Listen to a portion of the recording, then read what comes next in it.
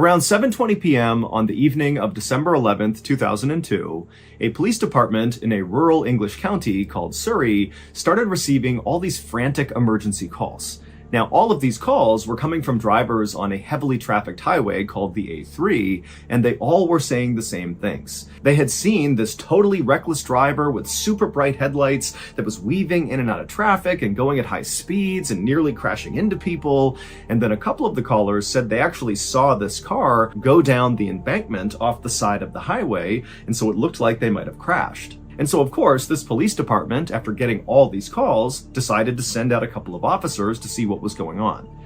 When the two officers got out to the A3 and began patrolling the area on the A3 where all these calls were saying they had seen this reckless driver, they didn't see the driver. They didn't see a wreck on the side of the road. They didn't see any signs of an accident. I mean, there was nothing there. Now, had only one person called in about this wild, reckless driver, at this point, the officers would have chalked this up to a mistake or even a prank. But so many people called in about this one particular reckless driver on the A3 that these two officers decided to just keep on looking and really see if they can figure out where this driver went. And so to this point, the two police officers had been just driving on the A3 to try to find this driver. And so they decided they would park their vehicle, get out, and walk on foot on the edge of the highway because there were these huge forests that lined either side of the A3. In fact, Surrey, the county in England where this was one of the most heavily forested areas in all of England. And so these forests on either side of the A3 were very dense. You could not see very far into them. And so these officers were thinking that it might be possible that this driver, if they were driving as recklessly as all the callers made it seem like, they could have veered off the highway, gone down the embankment, and then because they were going at such a high speed, they could have crashed their way into one of these forests and basically disappeared from view from the road. That in order to see this crash in the forest, you'd have to be basically in the forest. And so these two officers, they pulled over, they got out, and they began walking along the edge of the highway, staring into the forest, looking for a sign of a car wreck. And sure enough, after walking for a while, one of the officers spotted something deep in the woods that looked almost metallic or plastic. Whatever it wasn't supposed to be in the forest. And so the officers made their way into the tree line and began walking through all the trees. And as they got closer, they realized very clearly there was a car. There was a wreck in the forest. And so the two officers, they begin running towards the wreck. They're calling for backup on the radio. They get to this wreck in the middle of the forest, and they're on the driver's side, and they look inside the car, and there's no driver in the driver's seat, but they looked through the car to the passenger side, and they saw the front passenger door was wide open, and on the ground on the other side of the car was very clearly a body. And so the two police officers rushed around the car to get a better look at the body. And when they did, they couldn't believe what they were seeing. It didn't make any sense. Like, what was this? Now, to understand why these police officers were so caught off guard by what they were seeing, we need to go back 5 months to July 16th, 2002. On that night, a 21-year-old man named Christopher Brian Chandler finished up his beer at a pub in West London. And for reference, where this pub was located was about 1 hour north of that stretch of the A3 highway in Surrey where the car was found in the woods. This night, Christopher had gone to this pub with a close friend of his. This was meant to be a fun night out. But, as Chris is finishing up this beer, he began to feel really antsy because it turned out Christopher was actually wanted by police in London for robbery, and so he hated staying in one place for too long. And so the only people who even knew where Christopher was the friend he was with at the bar, and then also Christopher's brother. He knew he was at this particular pub. And so finally, Christopher got so anxious about being in this pub for too long that he told the friend he was with that he just wanted to leave. And so he said goodnight to his friend. The friend stayed at the pub, and Christopher left, got in his car, and began driving south. But Christopher never arrived at the place he was trying to go. He just sort of disappeared, and nobody heard from him again. Christopher's brother eventually would report Christopher missing, but remember, the brother knows Christopher is wanted for robbery, and so Christopher suddenly going on the lam and just disappearing for a while was kind of par for the course, and so the brother really didn't think this was a big deal. And also, the police felt the same way because they know Christopher is trying to elude them, and so it makes sense he would be missing. And so as a result, nobody really followed up on Christopher's missing person report. Everybody just kind of moved on. That is, until 5 months later, when all those drivers began calling into the police in Surrey about seeing this totally reckless driver careening down the A3, who eventually crashed into a ditch. And then those two officers, they went out to that stretch of A3, and sure enough, it was Christopher's car, and the body on the ground was Christopher. However, there was a problem. When the two police officers walked up on Christopher's car and saw it for the first time, they were struck by how old it looked. But it didn't really register with them why that would matter. It just stood out to them that this is a really, really old and rusted up car. But when they went around to look at the body on the ground, Christopher's body, they saw that his body was actually mostly a skeleton, which meant Christopher did not crash and die on this night, December 11th, 2002. Very likely, he crashed and died 5 months earlier, right around the time he disappeared. Now, the Surrey police, they say that this was all just one big coincidence, that the reckless driver that all these drivers were reporting that night on the A3 must have not crashed and actually just kind of got away, and then just by coincidence, when the police were searching that area of the A3 for the reckless driver, they happened upon Chris and his car. But remember, several of the drivers who called in that night about seeing this reckless driver on the A3, they specifically said they saw the car veer off the embankment and crash down below near the tree line. Like, this is a serious crash. Someone needs to get out here with an ambulance because probably someone's hurt.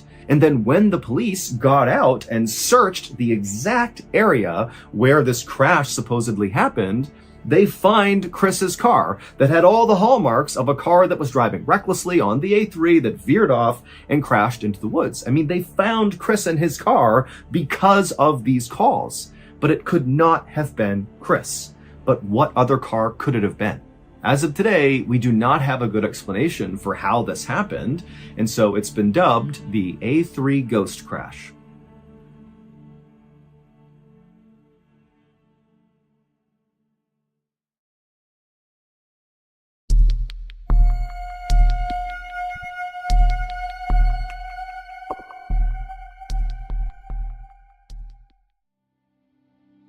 On June 1st, 1937, Amelia Earhart took off from Oakland, California on an eastbound flight around the world. It was her second attempt to become the first pilot ever to circumnavigate the globe. She, along with her flight navigator Fred Noonan, flew to Miami and then down to South America, across the Atlantic to Africa, and then east to India and Southeast Asia. The pair reached Lae, New Guinea on June 29th. A couple days later, on July 2nd, Earhart and Noonan would depart Lae, and they would make their way to tiny Howland Island, which was their next refueling stop, but they would never arrive. What Earhart was trying to accomplish at the time was such a big deal, and so when they disappeared, it was heartbreaking, and it made international headlines, and this huge search was launched for them, but they can't find them, and after 2 weeks, they officially declared they were lost at sea and most likely dead. 3 years later, and 350 miles away from Howland Island, which was the island Earhart and Noonan were trying to get to before they vanished, a British scientist was on this tiny little uninhabited island called Niku Maroro,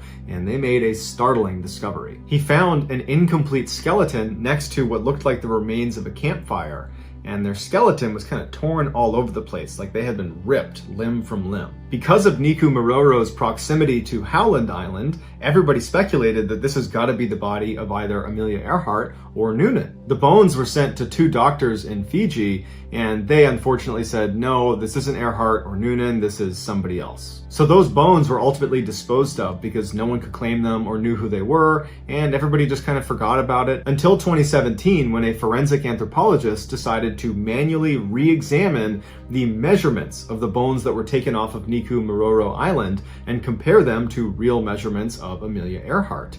And they discovered that clearly those doctors in Fiji had made a mistake, because the measurements of these bones match Amelia Earhart almost exactly. So researchers go back to Niku Maroro Island, and they go to the area where these bones were found near that campfire, and they look around and they find a couple 1930s era bottles, glass bottles, and one of them is a freckle cream, and Amelia Earhart had lots of freckles and she liked to use freckle cream to cover them up. She was kind of famous for doing that. And so they found that freckle cream on this island near bones that look like they belong to Amelia Earhart. So while some scientists are putting their energy into confirming that yes, those bones were Amelia Earhart. We don't have the bones, but we can show you with the measurements and the freckle cream. And there's another picture that apparently shows the landing gear of her plane off of Niku Maroro Island. So there's some people that are working on that angle. And there's another group of scientists and researchers that are saying, okay, let's assume that that really was Amelia Earhart. Let's figure out what happened to her once she got to Niku Maroro Island. And the leading theory is horrifying. Although Niku Maroro Island is uninhabited by people, it is inhabited by one of the scariest creatures on the planet, the coconut crab. They're 3 feet long, they can carry at least 6 times their body weight, and they use their pincers that are as strong as a lion's jaw to rip open coconuts, which is their main source of food. But coconuts are not the only thing they eat. They'll also eat pigs, they'll eat each other, they'll even eat themselves.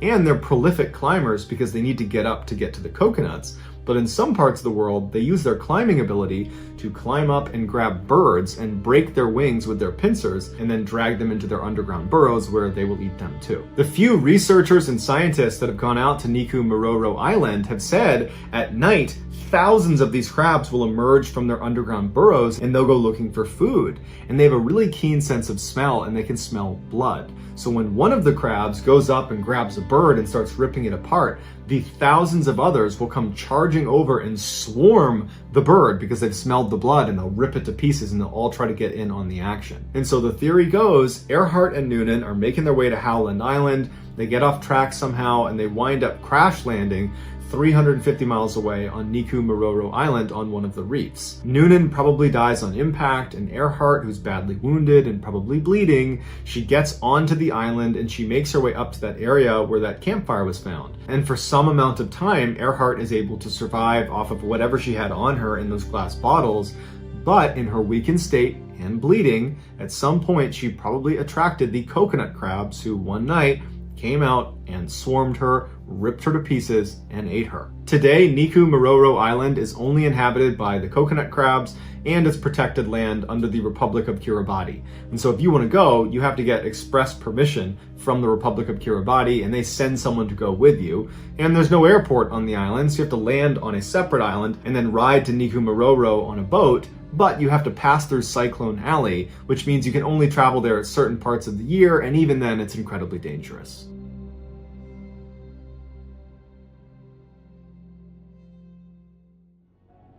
You can predict the Summer Soccer Showcase action all the way to the final match with FanDuel Predicts.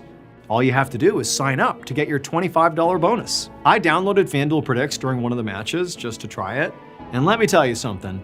Every play suddenly mattered way more, and every pass had a little more weight to it. It's all right there on your phone, super easy, and it kind of pulls you into the action in a way that just watching doesn't.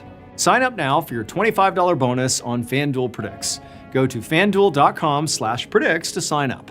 That's fanduel.com/predicts to get your $25 bonus.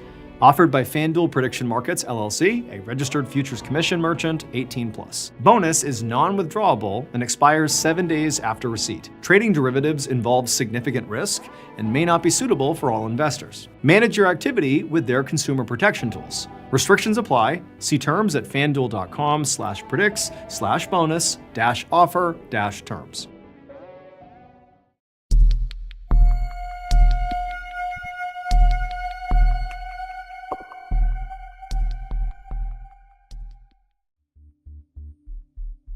At around 5 o'clock in the evening on June 25th, 1999, a man named Ricky McCormick stumbled into an emergency room in St. Louis, Missouri, with his hand over his chest, complaining that he couldn't breathe. He said he had asthma, and earlier that day he had been cutting the grass, and so maybe that had caused a flare-up.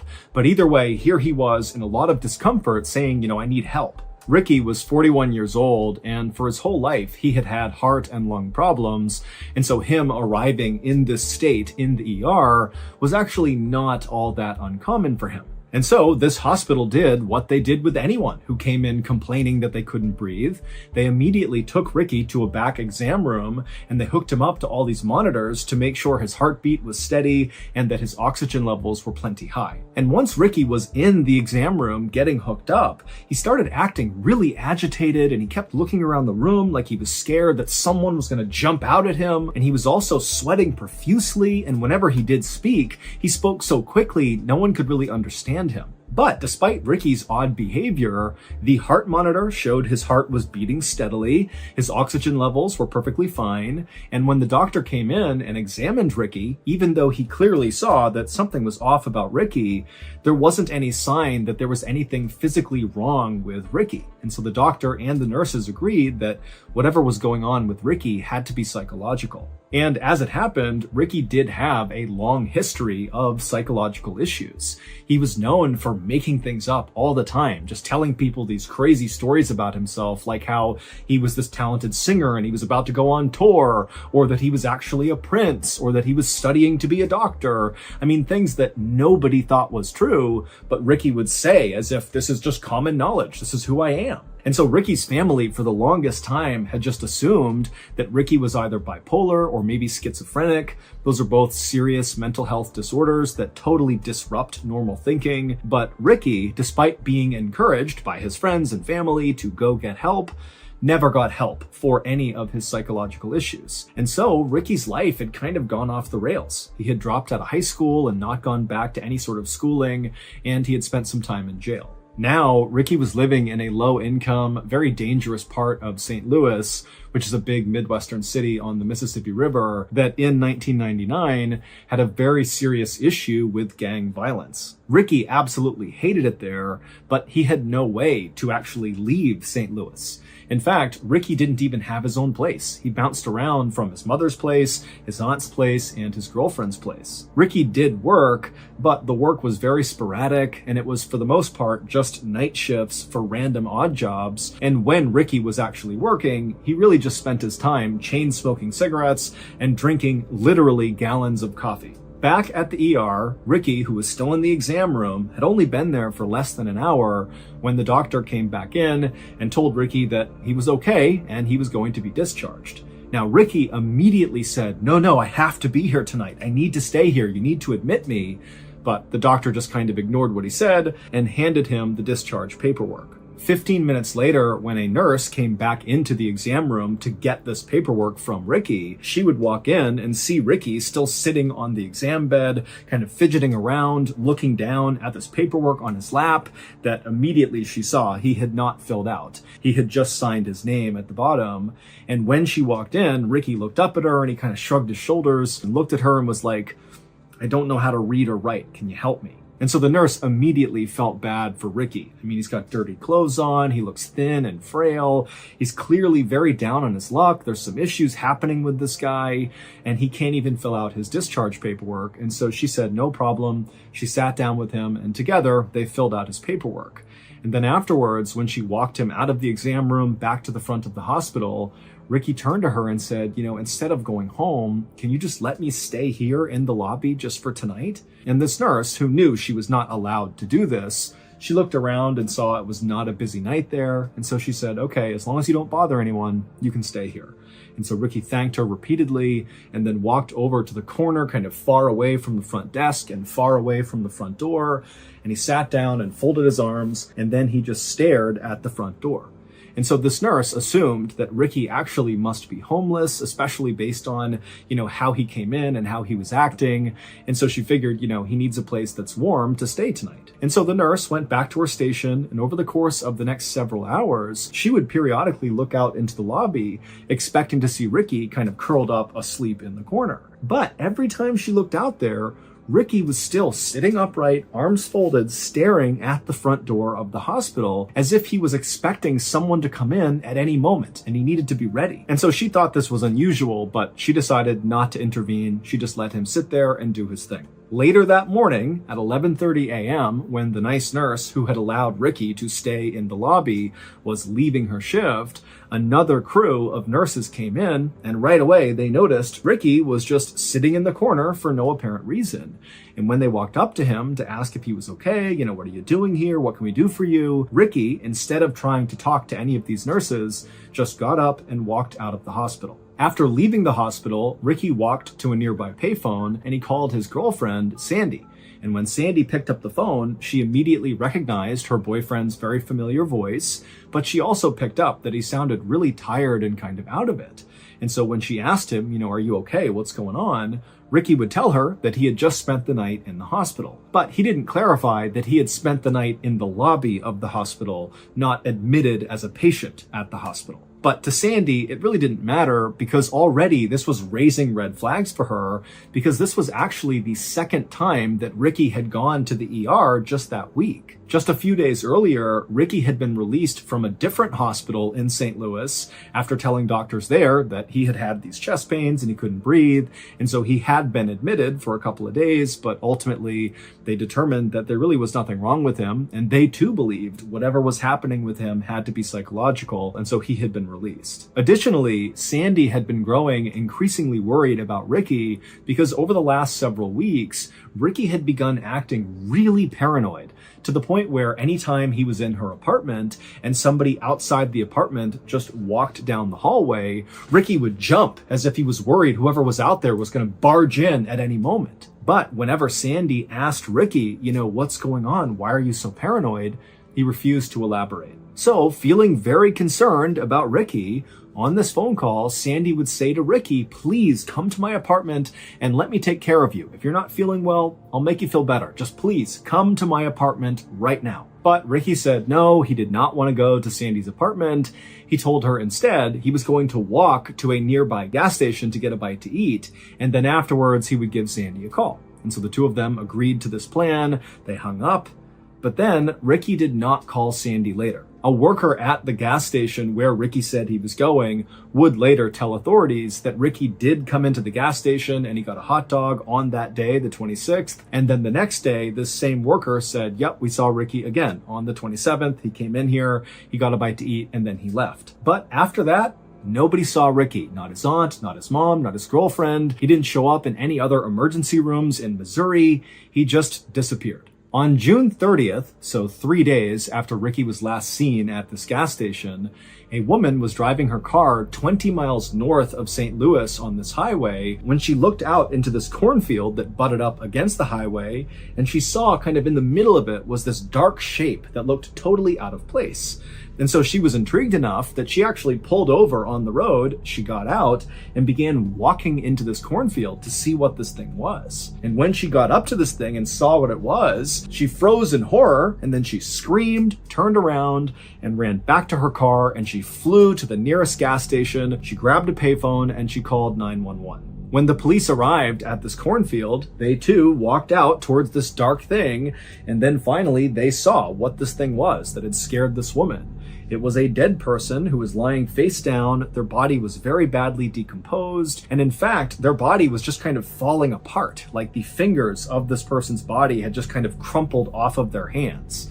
Now, based on what this person was wearing, they appeared to be male, but there was no way to tell how this person died or really how long they had been dead for. But despite the advanced decomposition, authorities were able to get a good fingerprint, and it would turn out that this body belonged to Ricky McCormick. The day after Ricky's body was found, the police would come out and say they were treating his death as a homicide. This area along this highway in this cornfield was actually a fairly common place for murderers to dump their victims. And it was very unlikely that Ricky had gotten there by himself. He didn't have a car. In fact, he didn't even have a driver's license. There was no public transportation that could have brought him to this spot. And if Ricky had decided to walk to this area for some reason, it was a solid 15 miles from where he lived and worked. Also, Ricky's body was way too decomposed relative to when he had last been seen alive, just 3 days earlier.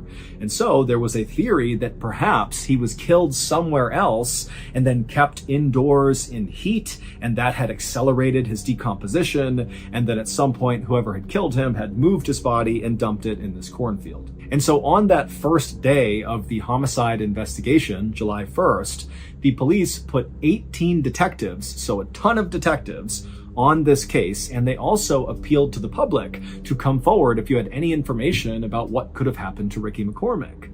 But just a day later, on July 2nd, the police came out and made an announcement that, after looking at all the evidence and looking at Ricky's body again, it did not appear, in fact, that he had been murdered, but instead he must have died of natural causes. This is a guy that had lung and heart problems, and so that is likely what killed him. Case closed. And so after this announcement, all of the evidence in Ricky's case was bundled up, put into storage, and people just kind of forgot about it. 6 months later, the Federal Bureau of Investigation, the FBI, got a tip that involved Ricky McCormick. They were working on a case in St. Louis, Missouri about this major drug dealer who apparently was ordering hits on his rivals, and a confidential informant came forward and told the FBI that this guy, Ricky McCormick, had gotten wrapped up with this major drug dealer. But they didn't really know what role Ricky was playing with this drug dealer. It was just kind of a rumor on the street that, Ricky was involved somehow. This did not make any sense to the FBI because they're thinking, why would this big-time drug dealer who really was a mover and shaker in St. Louis get involved with this guy, Ricky McCormick, who was obviously deeply mentally ill and borderline homeless? I mean, what role could Ricky play for this drug dealer? But the FBI still did follow up on this tip because it was very credible. And when they spoke to the local police who had investigated Ricky's death, they got Ricky's file, which meant they got all of the evidence. And immediately the FBI realized the local police had overlooked a very strange piece of evidence found in Ricky's pocket. This strange evidence was quickly sent to FBI headquarters in Quantico, Virginia, and it landed on the desk of a forensic analyst named Dan Olson. Dan was relatively new to the FBI, but he was highly disciplined and very methodical. And so when he received this piece of evidence, he got to work right away trying to figure out what it was, what it meant in relationship to Ricky and this drug dealer, and, maybe does it answer the question of how these people are connected? But despite his best efforts in calling in the experts and using every computer program to analyze this evidence, he just could not figure out what it meant. At the same time that Dan was doing this, the big drug dealer who was the target of that big FBI investigation in St. Louis was arrested on gun and drug charges. And so the big case was now over. And suddenly trying to figure out what connection Ricky McCormick had to this drug dealer was kind of irrelevant because the drug dealer was behind bars and Ricky was already dead. And so the FBI kind of put a pause on trying to figure out what this evidence was. And so Dan, even though he was really curious now, he was fully invested in trying to figure out what this thing was, he realized he had to give it up too and move on to something else. And so the strange evidence went back into storage, and once again, everyone just kind of moved on from Ricky McCormick. But Dan never really forgot about this mystifying piece of evidence. It was always in the back of his mind. 22 years later, Dan Olson had now become very senior at the FBI. He was actually in charge of their cryptanalysis and racketeering unit. Basically, he was in charge of the people at the FBI who specialized in code breaking, meaning they were the people that would pull any sort of secret messages embedded inside of evidence. And so at some point after taking over this unit, Dan pulled out of storage this strange piece of evidence connected to Ricky McCormick. And he said, you know what? I just need to know what this means. I have to figure it out. I've never been able to. It's haunted me ever since. And so Dan went public. He went to the media and he asked the world to take a look at this mystifying piece of evidence and come forward if you have any idea what it means. When Ricky was discovered in that cornfield, The local police quickly emptied his pockets, and in his pants pocket were 2 documents that contained an incredibly complex cipher or code. It was basically 30 lines on each piece of paper with different symbols and letters and capital letters. I mean, it looked like total gibberish to the untrained eye. But to people like Dan and his code-breaking team, these symbols and letters could mean there was a secret message hidden inside of these documents if you could break the code system. But of course, no one could ever break that code. So how in the world does a guy like Ricky, who is basically functionally illiterate and can only write his name, he's clearly mentally ill and he's not really in touch with reality all the time, how does a guy like that come to be in possession of these complex ciphers? And if he didn't write these ciphers, because that's possible, maybe somebody else gave them to Ricky, well, why would anyone who came up with this very complex cipher entrust a guy like Ricky to be the one to carry these things around? I mean, presumably, they contain confidential information that's been very carefully hidden inside of the cipher. And so why give it to Ricky? He's such a liability. And also, what happened to Ricky in that cornfield? I mean, we don't even know how he got there. We don't know how he was killed. All we know is that he had these ciphers in his pocket when he was found. And so many people believe, including law enforcement, that the answer to, what happened to Ricky and what was his connection to this drug lord in St. Louis, if any, or, what was he up to, will all be solved if we can just figure out what these 2 ciphers mean. But as of right now, no one has solved the riddle of what these 2 ciphers mean. All we know is that Ricky McCormick, a couple of weeks before he died, became increasingly paranoid and was so scared of someone or something that he was likely running into these hospitals just to hide out. But eventually, whoever or whatever Ricky was scared of very likely caught up to him and killed him. But until we crack these ciphers, we very likely will have no idea what actually happened to Ricky McCormick. Today, the FBI has set up a special website where you can look at these 2 ciphers that Ricky had in his pocket, and if you're able to crack them, because someone's going to eventually, you can tell the FBI through this website and potentially help solve Ricky's murder.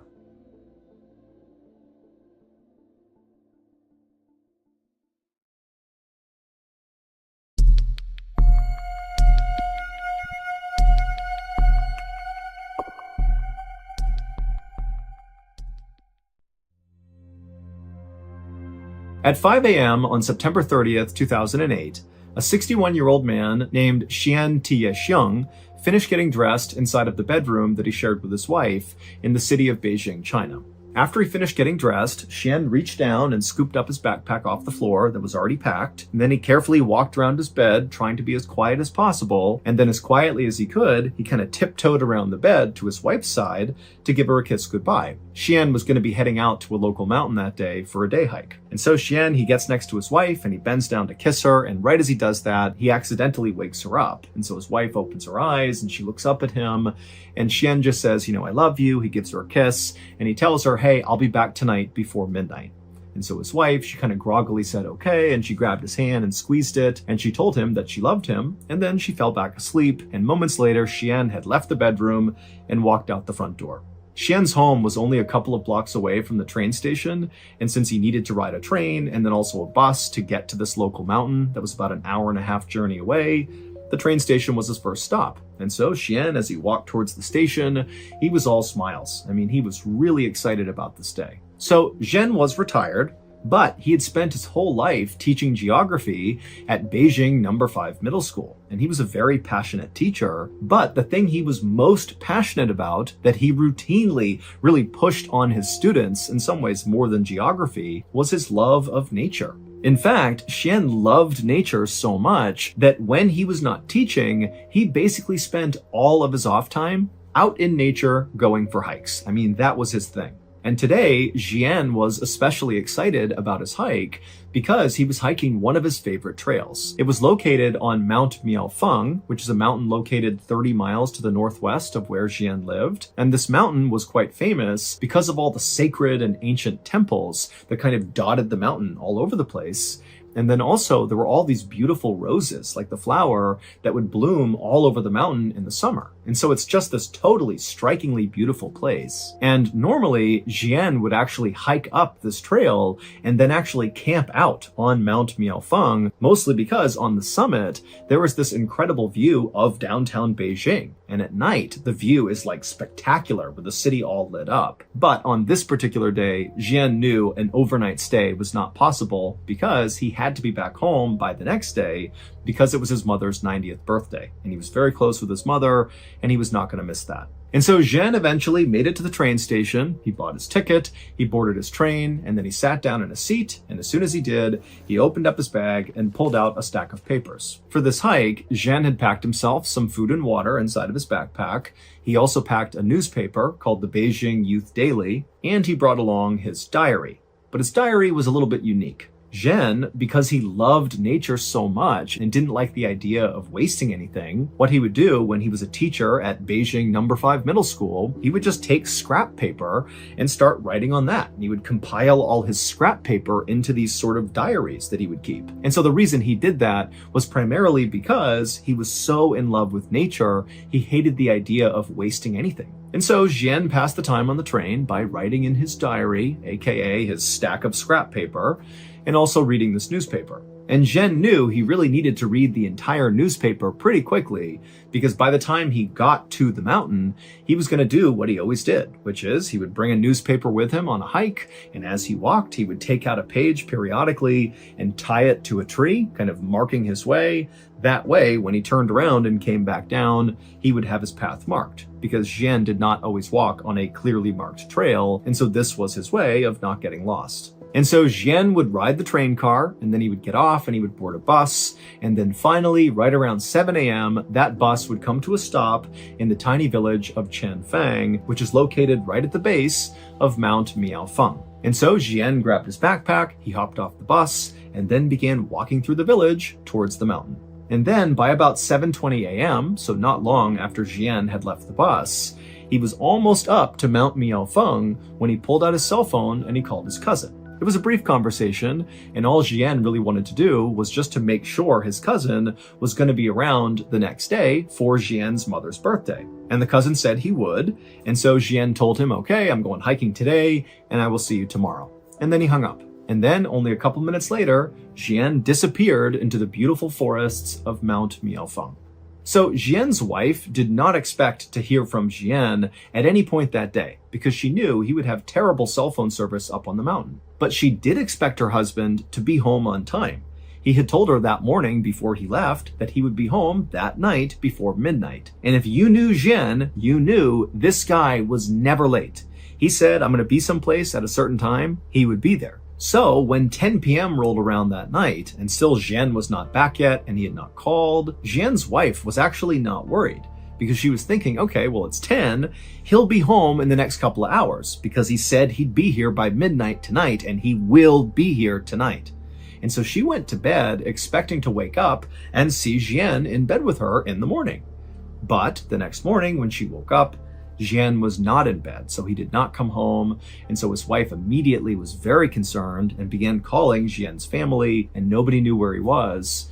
And so that day, the family went to the police, and they reported Jian missing. The local police immediately organized a search for Jian. However, they knew this was going to be a very challenging search. Mount Miaofeng is not some enormous mountain by any means. It's a decent-sized mountain, but, it's really known for having these paths that twist and turn all over the place, so it's pretty easy to get lost. And then also there's a whole bunch of sheer cliff faces kind of all over the place, so if you're not paying attention, you could literally just walk off a ledge. So in short, this is a dangerous and confusing place. And at the same time that this search was happening out on the mountain, the police were also in contact with Jian's cell phone service provider to see if they could track down Jian's cell phone, because obviously if they could find that, they might find Jian too. But the only way a cell phone can be tracked is if the cell phone is on, because when it's on, it connects to the nearest cell phone tower, and that's how these service providers are able to tell where these phones are. They look to see which tower it's connected to. But when Jian's cell phone service provider looked for his phone, they quickly determined his phone was off. So unless the phone came back on again, they would not be able to locate the phone. However, they were able to pull all of Jian's cell phone signal history up until his phone was turned off. And what they found in this signal history is the day before, so the day Jian went missing, his cell phone was on at 4 p.m. that evening, and he received a phone call at 4 p.m. And the service provider was able to see that when this phone call came in, Jian's cell phone was not where they thought it would be. It was not high up Mount Miaofeng. It actually was near the base of the mountain. And when police reached out to the person who had called Jian at 4 p.m., they discovered it was just a friend of Jian's, and this friend said that Jian said he was coming down the mountain now and he'd be home soon. So this new information did basically line up with what Jian had told his family he'd be doing that day, just a quick day hike. Although again, they kind of expected it to be a little bit longer. It seemed a little odd he'd be down the mountain by 4 p.m., but still, this basically lined up with what they thought he was doing. However, this new information did not help explain what happened to Jian. Like, why was he missing? The expectation was he must have gotten lost or hurt or something up on this mountain. Maybe he's stranded somewhere and can't go anywhere. But now, based on this phone call, it sounded an awful lot like Jian was not even on the mountain when he disappeared. So where was he? Police had already checked all the bus stations and train stations in the area, to see if maybe Jian took a different way home or something. But when they went to all these different stations, there was no evidence that Jian had been to any of them. And there was another problem. Members of Jian's family told the police about Jian's habit of tying newspapers to trees to mark his trail as he hiked. And the family told the police that Jian did this every single time he hiked. And his wife told the police that for sure she knew her husband had brought along a copy of that newspaper. So by all expectations, there should be markers up on that mountain, literally leading searchers to wherever Jian went. But after an entire day of searching Mount Miaofeng, they didn't find a single newspaper anywhere. For the next several days, this big search for Jian continued, but nothing was found. That is, until October 7th, so 1 week after Jian had vanished. On that day, Jian's cell phone service provider noticed that Jian's cell phone had suddenly turned back on. And the phone was not on or near Mount Miaofeng. Instead, it was located 36 miles away from the mountain at a train station called Beijing West Railway Station. Now, the cell phone was only on for a couple of seconds, but it was on long enough for the provider to confirm that it really was in that location. And so the police immediately dispatched a team to go to Beijing West Railway Station and see if they could find Jian. But when they got there, Jian was not there. His phone was not there. They looked at all the security footage. There was no sign of Jian. They searched the surrounding areas. Nothing. And on this day, at basically the same time that police are at this railway station trying to make sense of, what's going on with the cell phone, a villager from Chanfang village, which is that little village that sits at the base of Mount Miaofeng, came forward with a very strange story. He said on the day that Jian disappeared, this villager was at his little shop. He sold walnuts to hikers that were making their way towards Mount Miaofeng. It was basically like snacks for the hike. And he sees this guy walking up through the village towards the mountain, and he looked exactly like Jian, because now Jian's face was on the news and this villager had seen it, and so he felt like he had seen Jian. And so this villager said, this guy who looked exactly like Jian, he walked up and actually stopped at this villager's shop to buy some walnuts. And this villager and this man who looked like Jian, they just chatted for a few minutes, and at some point, this guy who looked like Jian, asked the villager, hey, these are great, but where else can I buy walnuts? I want to buy other types of walnuts and bring them back to my family. And so this villager was like, oh yeah, well, the best walnuts in all of Beijing are actually located about 30 miles away at the base of another mountain. It's called Tietua Mountain, and there are vendors over there who sell the best walnuts. So that's your answer right over there. And then after the villager said this guy who looked just like Jian, it's like everything changed for him. It's like his expression changed, his tone changed. It's like he's been given this information that's changed his life, about these walnuts. And he says to the villager, okay, I'm going to go there right now. And without saying anything else, This man just turned and began quickly walking away from the walnuts, back through town, back towards the bus stop. So away from Mount Miaofeng. In theory, this guy is going to the bus to what? Commute 30 miles to this other mountain, Tietua Mountain, to get these walnuts? I mean, the villager does not know this guy, but even he felt like this is bizarre. This guy comes up, he's buying snacks to go hike Mount Miaofeng. He seems really excited about it. And I offhandedly mention these walnuts, and he's like, boom, I'm out of here. I'm going to go 30 miles to this other mountain to get these walnuts. It just seemed weird. And then when police spoke to Jian's family about this new information, they would learn that Jian did not have a special interest in walnuts, and neither did his family. And even if there was a reason why Jian just really wanted these walnuts, he would not have had time in that day to take the bus 30 miles to Tietua Mountain, get these walnuts, go 30 miles back, and hike up Mount Miaofeng, because he can't stay the night. He needs to come back tonight in order to go to his mother's birthday party the next day. So it just made no sense. But this walnut thing was basically the only lead police really had, because everything else was a dead end. And so they decided to shift their search area from Mount Miaofeng to Tietua Mountain. And pretty much right away, they saw something that gave them hope that Jian could be here. They found pages from the Beijing Youth Daily newspaper tied to trees on the mountain. And when they looked more closely at the newspapers, they found the publication date of this newspaper lined up with the copy that Jian would have had with him on the day he vanished. And so, of course, the searchers just began following this trail of newspapers, hoping Jian would be at the other end. For 2 days, searchers very diligently followed this trail up the mountain. It kind of wound around, and they went pretty slowly because as they're moving, they're constantly checking everything around. They don't want to miss any clues.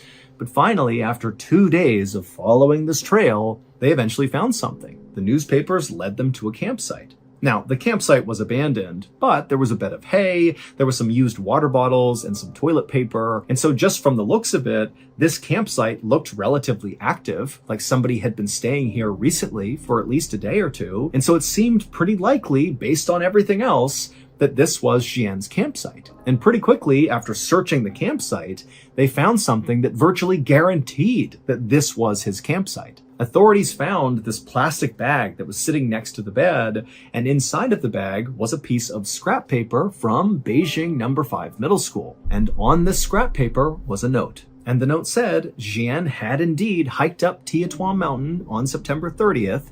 This would have been the day that he left, so the day he disappeared. And then on his way down, he said he got lost and was forced to spend the night out here. And so that explained the campsite.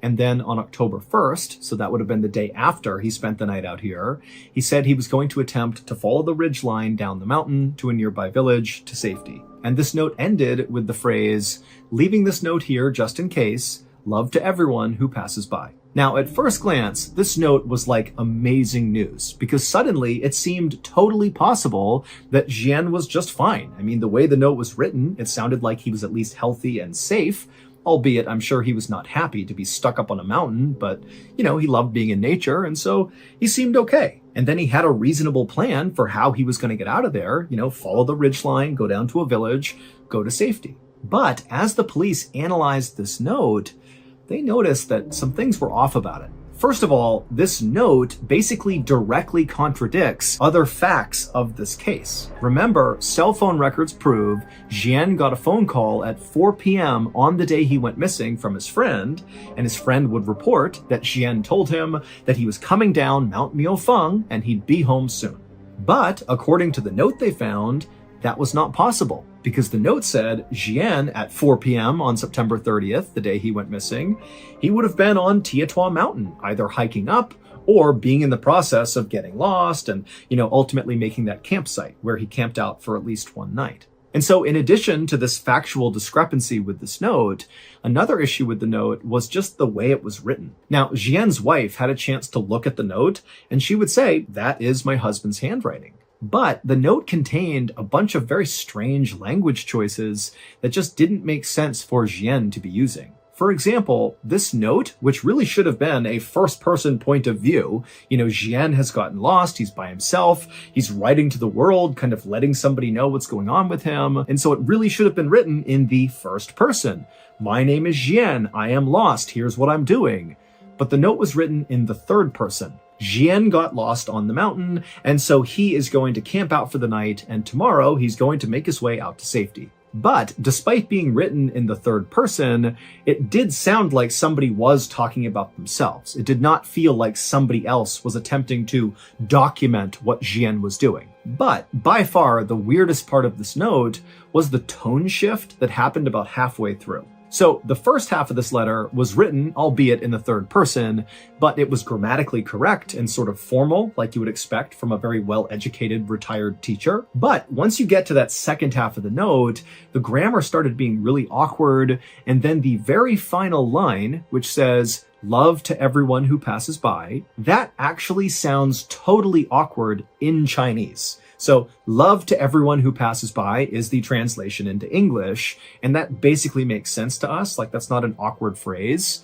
But if you put it back in Chinese, it's so awkward. It would be like if I tried to say to you, I take the bus to work, but instead I said, to work, take bus, right? Like, I wouldn't say it that way, and it would immediately seem very awkward for anybody who knows me if I wrote or said something like that. And so this last line stood out so much that actually police and friends and family of Jian assumed he must have left that in there as like a secret message or a code, like a distress signal, especially when you consider the other weird factors around this note. But nobody could figure out what it meant. The day after this note was discovered, a searcher was up in the vicinity of Jian's campsite on Tiatua Mountain, and they were walking around, kind of retracing their footsteps, looking for new places to search. When they turned a corner, and up ahead, they noticed there was this tree kind of hanging out over this rocky cliff, and dangling from the tree was something gray that looked sort of out of place. And so the searcher, sensing this could be a clue of Jian's whereabouts, he yelled out for other searchers in the area that he had found something, and then he took off running towards this thing to see what it was. And when he got up to the tree, he looked up and he saw it was a pair of sweatpants that had clearly been intentionally tied to this branch in the tree. And so the searcher, he reached up and grabbed one of the pant legs and kind of tugged on it. And when he did, all these white things began falling out of the pants and landing on the ground. And when the searcher stopped and looked down to see what they were, he couldn't believe it. It was a whole pile of human bones. However, they were not Jian's. In fact, nobody ever figured out who these bones belonged to or why they were stuffed inside of pants and tied to a tree on this mountain. But the discovery of these bones would open up a whole new mystery, because after these bones were found, all the searchers came over and basically just began combing the area near these bones, and the police began uncovering body after body after body. They found 2 more sets of human bones stuffed into pants and tied to trees, and they found the other bodies at the foot of a cliff, and also inside of this well, and inside of this cave. And so in total, authorities found 10 sets of human remains in the vicinity near Jian's campsite, but none of the human remains belonged to Jian. Officials were only able to identify a few of the bodies, and they were not able to figure out how they died or whether or not foul play was involved. But the discovery of those bodies did mean one thing for Jian's case.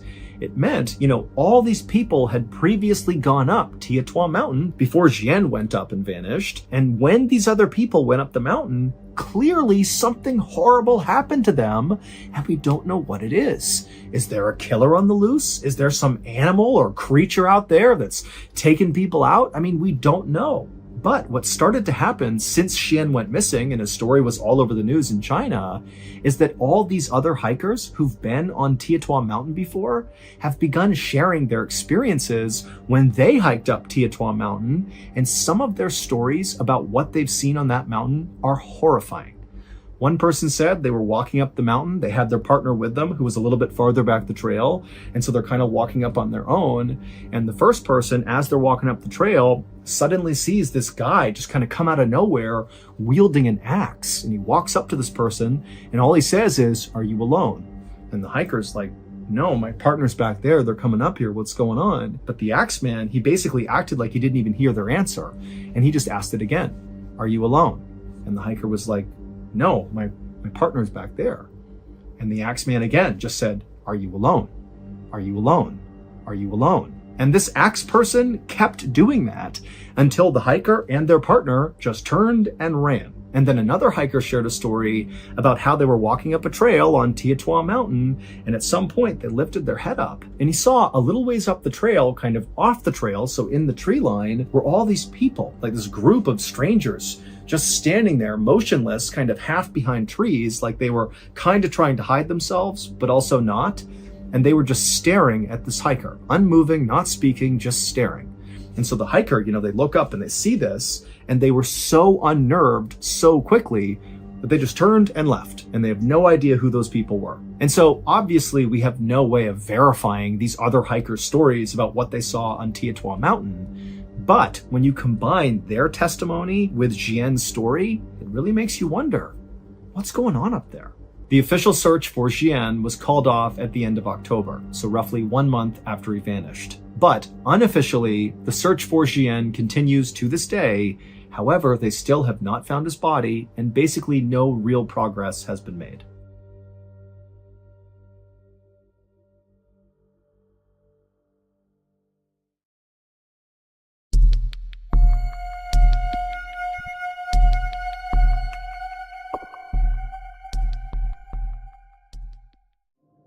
At 12:30 p.m. on March 7th, 2015, a police officer named Tyler Beddoes, along with his partner, were driving in his police cruiser near the Spanish Fork River in Utah when suddenly a police dispatcher came on over the radio. And this dispatcher was speaking very urgently and said, hey, a fisherman has just called in to say that he spotted what looks like an upturned SUV partially submerged in the Spanish Fork River right underneath the bridge.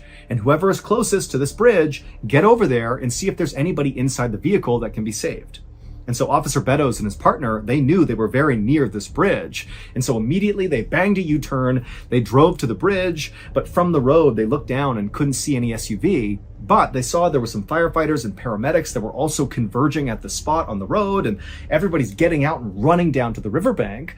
And so Beddoes and his partner did the same thing. They got out and they ran down. And then finally, when they got to the riverbank and they saw underneath this bridge, sure enough, there was this red SUV upturned, partially submerged, and he noticed right away that none of the doors had been opened in this SUV. And so it meant whoever was driving this vehicle when it flipped over very likely was still inside. And so Officer Beddoes and his partner and the other first responders just jumped into this icy cold river and began making their way closer and closer to this upturned SUV, which again, it's not fully submerged. It's like a third of the way underwater. So if you were sitting in the seat inside of this vehicle and you were an adult, your head would basically be in the water if you were still strapped into the seat. And as they're making their way towards this SUV, when they got close enough, they began hearing a woman inside of the vehicle screaming, hey, we're in here, come over here, help! But when Officer Beddoes and the rest of the first responders actually reached the SUV, the water was so murky and it basically completely covered up the windows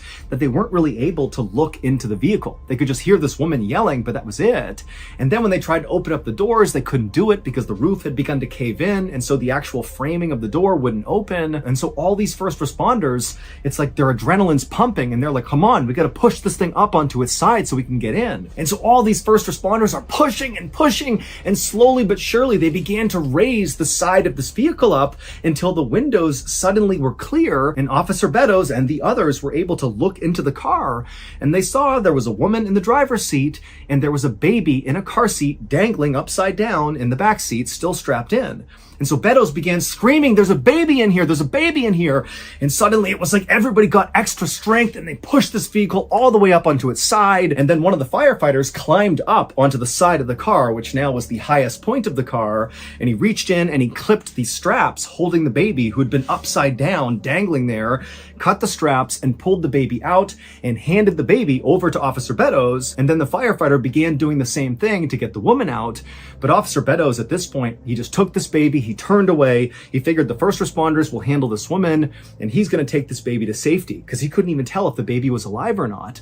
And so he's cradling this baby, he's rushing back through the water, back to the riverbank, and then he hands the baby over to the paramedics. And right as he does, he sees this little baby begins to move its arms and flicker its eyes, and he wanted to weep out of relief that this child was okay. They put the baby onto a stretcher, they put the baby in the ambulance, and they whisked the baby away to the hospital where this baby would survive. But after the baby had been taken away, Officer Beddoes turned his attention back to the SUV and back to the woman to see how she was doing.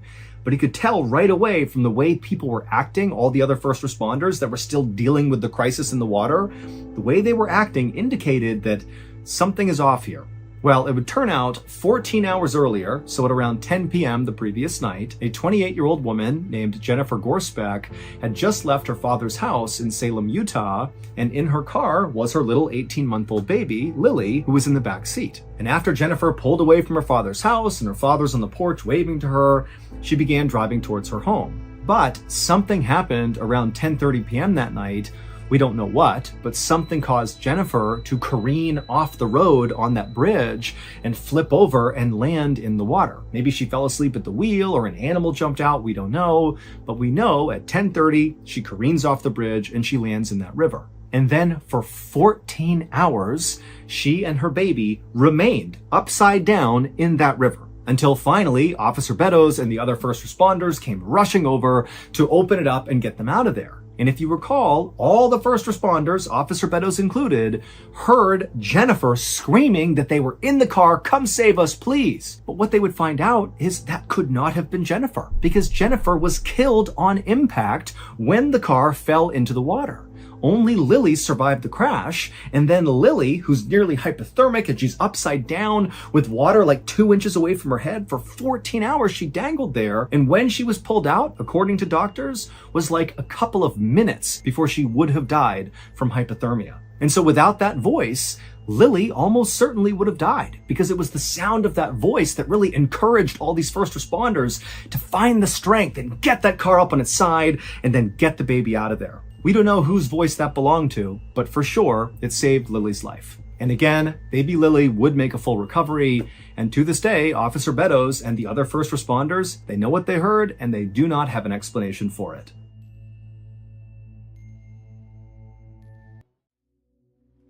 On the morning of October 20th, 1997, a 40-year-old man named Kevin Dowling rowed a small boat across a reservoir that was near his home in Spring Grove, Pennsylvania.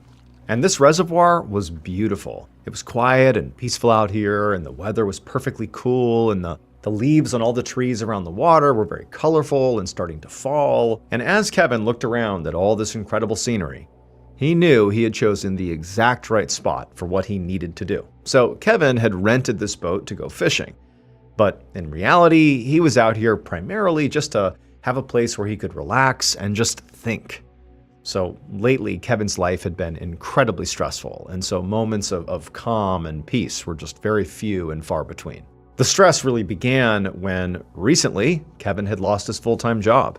He had been an operations manager at a convenience store, and he had been fired after making just one mistake. And now he had to work the night shift at a Staples store just to support his family, and they were barely getting by. And Kevin, believe it or not, was generally speaking a very overachieving person. And so to have his life playing out the way it was, just very disappointing. And it was also just turning him into a very stressed out, angry person. And he knew that was happening. He'd been lashing out at his wife, yelling at his kids, and he had even gotten into this horrible altercation with an art gallery owner in town. And so finally, after a couple of months of just being this sort of awful person with these angry outbursts and sleepless nights as a result of all this stress, he knew he had to do something to turn things around. And so he thought this fishing trip was just what he needed. Kevin looked towards the front of the boat where there was a camera set up on a tripod. Anytime Kevin went out on these fishing expeditions, he would film himself, both to capture the moments he would catch the fish, and also because he just liked, after he'd returned from these trips, to just watch the footage all over again. It sort of brought him back to a time and place, out on the water that was just great. He liked fishing. It was peaceful. It was calm. And so he was doing that for this trip as well. Even though, right now, as he sat there, as serene as things were, he was filled with a whole lot of angst and a lot of stress and anxiety. But he figured, you know what? I'm out here. I need to put on a good performance for the camera, be the happiest version of myself I can be, so that when I return to dry land and I show this footage to my family and I refer to it myself, I don't want to see that I was so, upset while I was out here. This is supposed to be my catharsis. This is supposed to be a chance for me to decompress. So basically, he looked at the camera and sort of told himself, like, okay, smile and enjoy this trip. This is good for your mental health. And so Kevin rowed a bit further into the reservoir and he came to a spot that he thought was good. He pulled in the oars and then he reached over and turned on the camera and sort of waved and said, okay, I'm out here, about to start. And then he took a deep breath and he cast his line into the water. Early the next morning, Kevin was at his kitchen table feeling extremely tired. So the day before, after he had gone fishing on the reservoir, he had a night shift at Staples. And so he did the whole shift. He comes home, he barely sleeps, and now he's back up again. And so he's just totally exhausted, eating breakfast with his wife. And so while the two of them are just sitting there in silence, eating their food, there's this sudden sharp knocking on the front door. And the two of them look at each other like, who would this be? They both didn't know. And so Kevin got up, he walked to the front door, he opened it up, and he was very surprised to see two police officers standing there. And so Kevin asked them, like, how can I help you? And they told him they were here because of a fight that Kevin had gotten into with that art gallery owner a few months ago. They said that the entire situation had now escalated and the police needed to get a statement. Now, Kevin did not try to deny that he had gotten into a fight with this person. So instead, he just stepped outside to speak to them alone. And pretty much the instant he was out there speaking to the cops, it was like his stomach was just in knots. I mean, it just seemed crazy that the day before he was out on the beautiful reservoir, going fishing, having this sort of nice time. I mean, his life was so stressful these days, but it's like just yesterday, he had finally found some peace. He was so eager to watch back his video of him fishing. Like that was just a nice moment in time, a rare nice moment. And now he's got more problems, more stress being piled on. Like he couldn't believe it. But Kevin knew like he needed to comply here. Like whatever they needed, he was going to try to give it to them. And so he just asked one of the officers to please explain a little bit more about what was really going on here. This seems pretty serious. And one of the officers, he just said, look, I can't give you too many details here. But they told him there had been another altercation at the art gallery yesterday morning. And Kevin was being considered a suspect at this point because he had previously gotten into a fight with this owner. Now, for Kevin, obviously, this was not good. This was very bad. This was shocking. This is like not good news. But on the other hand, when they said this happened yesterday morning, I mean, Kevin's mind immediately went to his fishing trip. He had been fishing yesterday morning. You know, he was at this reservoir that's at least 45 minutes away from the art gallery. He had receipts from taking that boat out. He had receipts from his fish bait. He even took a video that was likely time-stamped while he was out in the water. And so Kevin tells the officers that, like, I have no idea what happened at the art gallery, but I wasn't involved. Like, whatever happened yesterday, that was not me. A few seconds later, Kevin had led the officers into his house. He had gone upstairs, grabbed his fishing bag out of his closet. He had rifled through it and grabbed all the receipts and then come back downstairs. And when he did, he saw the officers were speaking to his wife and asking her about his alibi. And she had said, yes, Kevin had been fishing. And she'd even watched a home video of his trip that he had made, because he always made videos of when he went fishing. And so at this point, the officers seemed satisfied and they took the receipts as well as the videotape that Kevin's wife had mentioned. And they said they'd just be in touch if they had any more questions. Over the next few days, Kevin totally forgot about the police stuff. I mean, whatever happened at the art gallery, that had nothing to do with him. That was totally separate. He had given the evidence over. He hadn't heard from the police. So in his mind, like, that's over and done with. However, on the evening of October 29th, so a little more than a week after the police had first shown up at his home, Kevin had just finished making dinner and was about to sit down and eat it with his family when the doorbell rang, followed by a series of very loud knocks. And so Kevin, he got up, sort of looked at his wife. They both exchanged a look like, who is this? And then he walked over to the front, and through the window, he could see who it was. It was the police again. But this time, when he opened the door, they didn't ask politely for him to just make a statement. Instead, one of them immediately stepped forward and slapped a pair of handcuffs on his wrists and said he was under arrest. So the real reason why Kevin's life had been so stressful, that really he couldn't get a night's sleep, that he's just constantly anxious, really didn't have to do with the fact that he had lost his job. That was part of it. But really it was the thing that caused his firing that was keeping him up at night. And that was actually his altercation with the art gallery owner a few months earlier. That altercation was actually really, really serious. It was not just he and this woman getting into a fight. No. Kevin robbed this woman and also assaulted her. And then he was subsequently arrested, lost his job because he was arrested, and then while he was out on bail, he's staring down this trial date that's looming for these charges he's been arrested for. And he knows there's footage of him, there's witness testimony, like he's gonna lose. He's got no job, like he's gonna look like a total pariah in the community. He's embarrassed, he's made this horrible decision, and like his life is already basically wrecked, and it's only gonna get worse if this goes to trial.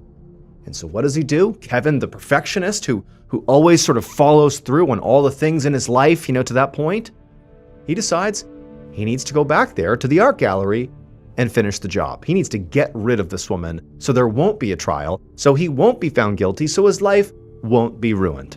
And so, about a week ago, he did go back to the art gallery, he killed this woman, and then that same day, he goes out on the reservoir and pretends to be out there on this fishing trip. He films himself fishing because that's what he did always do, but really, it was just in order to create an alibi that would show he was out on the water, even though it was actually in the afternoon. He was not there in the morning. He filmed that video in the afternoon. He claimed it was in the morning. And basically, Kevin almost got away with it between the receipts for the boat and the bait and this video and his wife saying, oh yeah, he was fishing the day before. And Kevin was very innocent when he spoke to police. But what got him caught actually was the video. In the video, the position of the sun, which the officers picked up on, didn't make sense for it being the morning. It was too high in the sky. Like if it had been the morning, it just would have looked visibly different. And so they determined that Kevin's video was not shot in the morning. He could have filmed that at any point later in the day, which created a window that morning that he could have gone back to the art gallery and he could have killed that woman, which he did.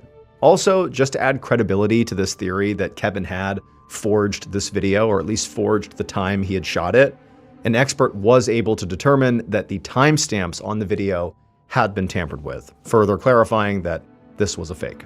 Kevin was found guilty not only of the robbery and assault charges that he was initially charged with, but also he was found guilty of first-degree murder. He was sentenced to death, and as of April 2026, he is still on death row awaiting execution.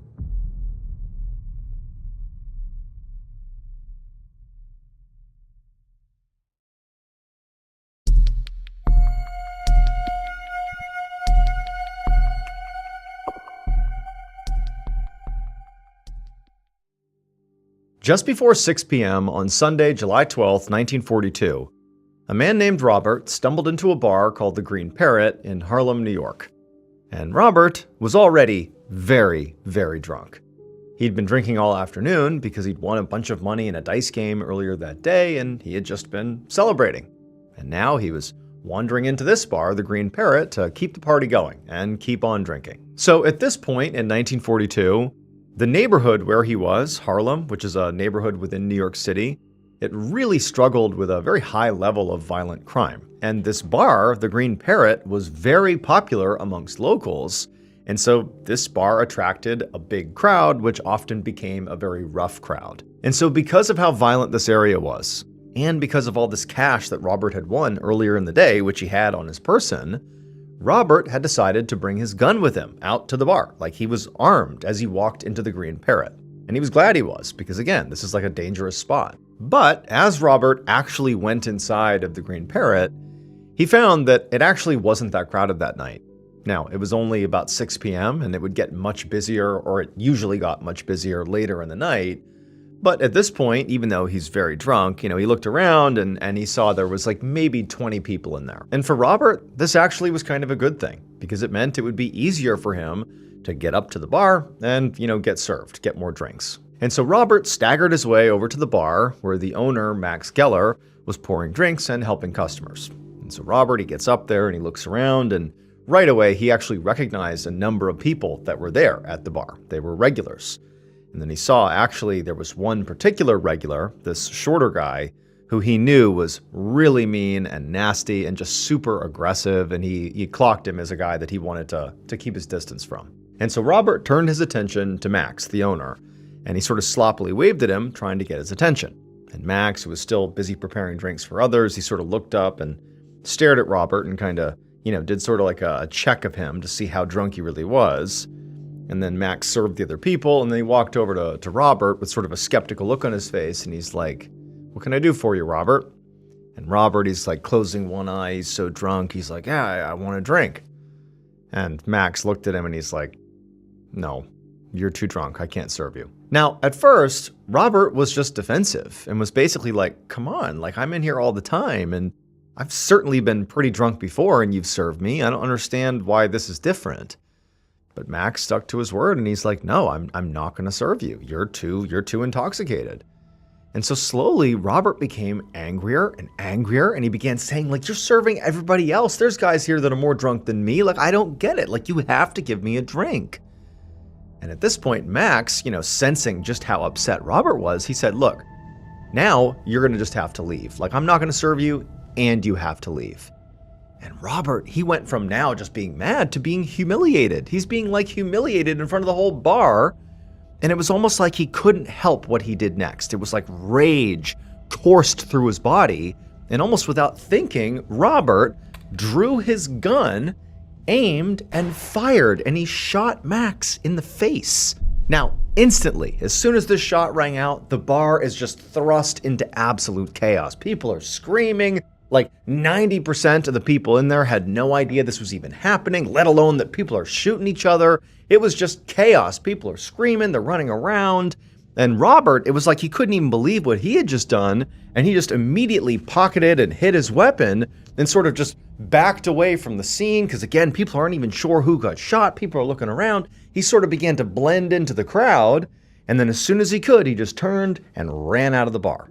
About a half an hour later, around 6:30 p.m., an investigator with the New York City District Attorney's Office named Louis Panuco hurried down the sidewalk toward the Green Parrot, which at this point was swarming with police officers. Panuco, who had just been called to the scene, really only knew that there had been a shooting at this bar and that the victim had apparently been shot in the face but was alive, and he was on his way to the hospital. Outside the bar, Panuco could see a bunch of these police officers already interviewing a whole crowd of people, who Panuco assumed were witnesses of the shooting. And there were a lot of them. So Panuco hoped that at least one of them would have something useful to say. And so Panuco just let these officers handle this initial questioning of this group. If he needed to, he would speak to people later, but for now, he just headed inside the bar to see what was going on. And as soon as he stepped inside, another officer came up to Panuco to just give him a quick briefing. He said the bar's owner, Max Geller, was the one who had been shot, and he had been shot in the mouth, and that he was alive, but when he was taken off to the hospital, he was unconscious, so nobody could ask him what happened. Then this officer told Panuco that there had been a bunch of customers in the bar during the shooting, and that was the crowd outside. Those were the people that the officers were getting statements from. However, this officer told Panuco that so far, almost none of the people they were speaking with were cooperating. Pretty much everybody was just saying, "Oh, I don't know what happened," or "I didn't see who shot who." It was like they didn't want to tell the police what they actually knew. The only witness so far who had said anything of substance was this very short, very loud regular who even now, a half an hour after the shooting, was acting extremely agitated and just sort of like loud and very aggressive. It was the same regular that Robert, when he had first walked in, had noticed and thought, "Boy, I don't want to be around that person." This regular was just screaming that this whole thing was a robbery. That was like all he kept saying. It was a robbery. It was a robbery. But I mean, in the eyes of the officers who were around this regular, this short, angry guy, it just sort of seemed like he was traumatized by what he saw. And so he was just repeating the word robber over and over and over again, in part likely because he was drunk, in part maybe because he was traumatized, and it was like a weird response he was having. So it was just sort of heavily discounted what he was saying. They're like, okay, maybe it was a robbery, but maybe you're just kind of out of it. But the officer told Panuco that, they searched the bar, at least they did a cursory search of the bar, and it didn't seem like anything had been taken. So it really didn't seem like this was a robbery. So again, it just It just seemed like this guy who was yelling about the robbery basically didn't know what he was talking about. And so at this point, Pinuco, on the one hand, he was frustrated by what he was hearing, but also he really wasn't that surprised. I mean, he's thinking that, in this area in Harlem at this time, there was a huge distrust of police. I mean, most residents refused to cooperate with authorities. And so it was very likely that some of these people who were out here, not just the guy yelling about a robbery, but the other witnesses, it was very likely that at least one of them knew something. I mean, there wasn't that many of them in the bar at the time of the shooting, but it was just unclear if he would ever get any of that information. But Pinuco knew he would obviously still have to try to get some information from these people. So after getting this brief from this officer, and after sort of walking around the inside of the bar for a second, Pinuco headed back outside to try to talk to some of the witnesses himself. But pretty much immediately when he began speaking to these people, he saw that there definitely was like a front being put up. He just had this sinking feeling that this investigation was pretty much dead before it was even going to get started.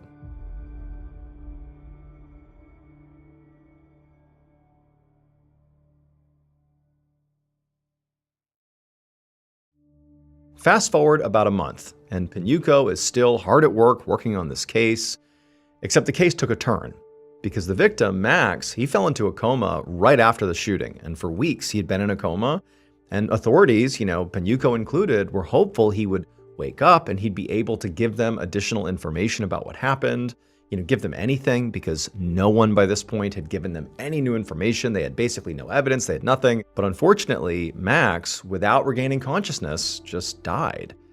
And so now this was not just a shooting investigation that Pinuco was in charge of. He was in charge of a homicide investigation. A homicide investigation with basically no leads. Because again, it's like none of the witnesses had given them anything. All they knew is Max got shot and now he's dead. And then the only other sort of substantive thing that had come out of any of their interviews was from that short, angry guy, the regular from the bar who had just demanded that this was a robbery. And, at first pass, they had looked around the bar. It didn't seem like anything had been taken, and they had sort of ruled out a robbery. But now, a month later, they had really looked into that angle, and they had confirmed that nothing had been taken from the bar. So this was definitely not a robbery. And so basically, Pinuco had nothing. And so at this point, Pinuco decided that his best bet here was actually just to basically start over, just to zoom back out and go back to square one and just see if there was something that they missed. And in fact, Pinuco had brought in a new detective, a guy named John Morrissey, to help him with this new approach. Morrissey was supposed to be this incredibly smart guy who was known for thinking outside the box, something that Pinuco felt like they could really use right now. And so on this particular day, Pinuco had sent Morrissey to the Green Parrot to just speak to anybody that was there. Just see if he can learn anything about the shooting from people that are at the bar where this happened, like right now. Just go there and talk to people. So off Morrissey goes, and Pinuco, he stayed at the station, and that day he was going to re-interview all of the patrons who had been at the Green Parrot on the night of the shooting, just to see if, maybe he could get some additional information out of them. And so far, that was not the case. Basically, all the interviews were dead ends like they had been the first time. And so, he had somebody in the room with him right now, and the interview had gone nowhere. And he's like, you know what, you can go. Like, all right, on to the next one. And so that person leaves the interview room, and Pinuco, he gets up and he walks out into the hallway where all these patrons are sitting on chairs waiting to be interviewed. And as he's, getting ready to just grab the next person to speak to, he sees there are two women who were patrons in the bar who were sitting sort of halfway down the hallway, and they were talking to each other, and they were really not being careful about how loud they were speaking. Like, their conversation that they must have thought was private was loud enough that basically everybody in the hallway could hear it. But the reason it really stood out to Pinuco is they weren't speaking English, they were speaking French. Except unbeknownst to these women, who likely believed nobody in this hallway spoke French, Pinuco did speak French.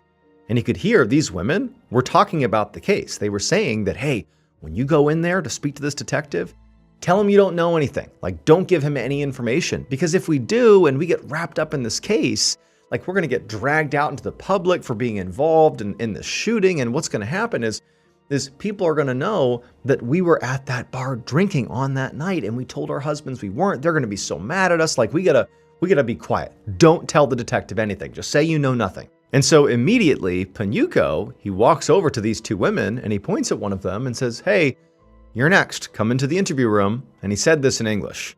And so the women were kind of surprised that they were being tapped to go next, or this woman was surprised. And so she gets up and sort of waves to her friend, and she follows Panuco into the interview room. And so as soon as they sat down, Panuco, in English, says to this woman, "So are you really worried that your husband is going to find out you were at the Green Parrot if you cooperate with me?" And the woman was clearly very surprised by this question, but she just sort of feigned like maybe she didn't fully understand because, she'd been speaking French out there. She doesn't know if Panuco knows that she does or doesn't speak English. And so she just sat there in silence and just looked back at him like she didn't really understand. And Panuco just stared back at her and then, in perfect French, asked the same question. Like, "Are you worried," again in French, "that your husband is going to find out you were at the Green Parrot if you cooperate?" And at this point, the woman knew, like, the jig was up. Clearly, this detective overheard the conversation they had in the hall. That's why he's pulled me in here. I'm caught red-handed. And the woman just began to break down and cry. And then after a few moments, without Panuco even needing to push her to do this, she just started telling the whole story. She explained that her and her friend out in the hallway had been at the Green Parrot on the night of the shooting, and they actually did see who shot Max. She said it was this guy who was wearing a black and white checkered suit. He had gone up to the bar, and then some sort of altercation happened, and he pulled out a gun, and he shot Max, and then he quickly ran out of the bar. Now, she told Panuco that she didn't know this guy's name, but she definitely recognized him. She said that, she had been to the Green Parrot before the night of the shooting, and she had seen this guy, and she thinks that he's just like a regular at this bar. Like, she would definitely recognize him again if she saw him. And so Panuco at this point, he could barely contain his excitement. This was really like the first meaningful lead in the whole case. You have a suspect who apparently is a regular at the bar where the shooting took place, and he dresses in a really distinct way. He wears, flashy clothing. Like, this is a great lead. And so Panuco, like, he's thrilled. He thanks this woman. He goes out and he grabs the other woman and he brings her in for questioning. And she would echo the same story as the first woman, that yes, they had been there. They had seen this guy. He was a regular, they thought, and he wore these flashy clothes. And so after this, Panuco is like, "I got to tell Detective Morrissey. I got to fill him in on what I've just learned. This totally changes the case." And so he ran over to Morrissey's office to see if he was back yet from the Green Parrot. But when he went in there, he saw that he wasn't. And so Panuco, he's like, "All right, I'll go back to my office and I'll start making a plan for what we're going to do next until Morrissey gets back, and then I'll brief him up then." And so Panuco, he goes to his office. He starts excitedly making, plans of what they're going to do. And then a moment later, his door bursts open and Morrissey comes flying into the room, and he looks totally out of breath, like he's rushed to be here to tell Panuco something. But Panuco, he turns, and even though he sees, like, clearly Morrissey's got something to tell me, he doesn't let Morrissey talk because Panuco, he's got this big news about the French women. And he just starts telling Morrissey all about this crazy revelation and how he caught them speaking French and they were there. And we have this suspect now. He tells him everything he knows. And so Morrissey, even though he had something big to say himself, he's sitting there listening to Panuco go on. And at the end of it, he's like, "Man, that is amazing. That's awesome. Great lead. But I'll do you one better. I know the killer's name." It would turn out when police first arrived at the Green Parrot after the shooting, like on day one of this investigation, what they found was basically nothing. They have a victim and they have a bunch of witnesses, but none of the witnesses would cooperate. Like, there was no leads, no information, no real evidence. All they had was basically this one short, loud, angry guy who kept talking about a robbery. But they had sort of looked around the bar and it didn't appear like this was a robbery, and so he had been discounted. And everyone's like, well, he's traumatized. He's sort of like this angry guy who's sort of a mess. We're not going to take him seriously. What he's saying doesn't really add up. So he was kind of discounted. But it would turn out they actually just misunderstood this guy.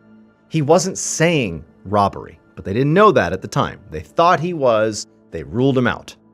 Fast forward a month, and Mr. Think Outside the Box detective, Morrissey, he goes back to the Green Parrot to see what he can learn. And so Morrissey, he's hearing this, and he was told this is what this short guy was saying the first time too. Like, this is not that surprising. But Morrissey, he thought outside the box, and he figured out what this witness actually meant.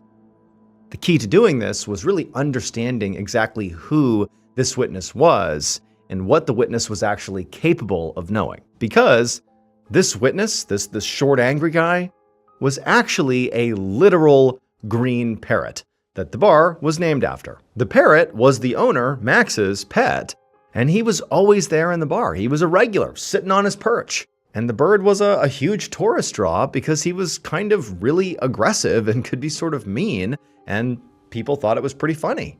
And critically, this parrot had been trained to recognize the bar's regulars and refer to them by name. So when Morrissey went back to the bar and listened to the parrot again, he eventually realized the bird was not saying robber, robber, robbery, robbery, and trying to describe like what had happened. No, instead, the bird was saying Robert, the name of the person responsible, the regular who he had seen commit this crime. And wouldn't you know it, between this new information and what Penuco had learned from the two French women at the police station, they put their information together and they discovered that there really had been a regular at the Green Parrot Bar, a guy named Robert Butler, who was a 28-year-old cab driver who had fled to Baltimore right after the shooting.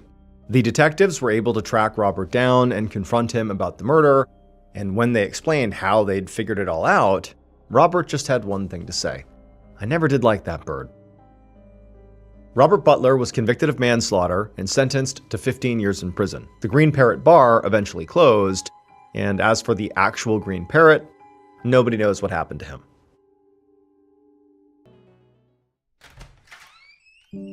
On the morning of Sunday, July 13th, 2003, 26-year-old Tabitha Bryant walked through the front door of her big white house in Penfield, New York, which was an upper-middle-class suburb of Rochester. Her husband, Kevin, and their 2 young sons followed her inside, and they were all dressed in their Sunday best because they had just come back from church. However, on this morning, Tabitha sort of felt like a fraud because she knew she was not really living a Christian lifestyle. So Tabitha was actually having an affair with a guy named Keith, and her husband, Kevin, who was 45 and nearly 20 years her senior, he had recently found out about it and confronted her about it. Tabitha, during this confrontation, had promised Kevin that she would end the affair. And then she and Kevin had agreed that they really needed to work on their marriage together. But despite sort of coming to a kind of resolution, it was very obvious that Kevin was still very mad at her. And so Tabitha had been sleeping on the pull-out couch in the den ever since. Now, Tabitha watched as Kevin grabbed his briefcase off the kitchen counter. He kissed their 2 boys goodbye, and then he walked back out to his car. Tabitha was used to him disappearing to the office on the weekends. Kevin was a lawyer, and he worked basically all the time. And, they did depend on his salary, his big salary, to pay their mortgage and also finance their expensive lifestyle with vacations and lots of nights out. Now, despite Kevin's salary being so sizable, they had for a while tried to supplement his income by renting out a bedroom in their house to Tabitha's half-brother, Cyril Weinbrenner, and his girlfriend, Cassidy Green. However, that arrangement, despite it being profitable for the couple, had ultimately soured when Cyril, the half-brother, had begun using drugs inside of the house. And so Cyril and Cassidy had moved out 2 months earlier. But despite, the terms on which they left, the group, Cyril, Cassidy, Tabitha, Kevin, their family, they remained friends, and they would still actually spend time together on the weekends. It was just they were not able to live together. Now, Tabitha, she did like having that extra money coming in, but the truth was, having her whole house back to herself was ultimately a good thing. Like, she felt relieved in some ways. But also, there was a part of her that sort of missed having, her half-brother and Cassidy around. Especially when Kevin was, gone all the time working. Like, she just felt lonely. And also, on top of just being lonely, Tabitha often was the one saddled with childcare. They had a toddler and a 5-year-old, and, she was just sort of taking care of kids all the time, or sort of isolated. It was just exhausting. And now, as she watched Kevin back his car out of the driveway, she could tell today was going to be another long, exhausting, lonely day.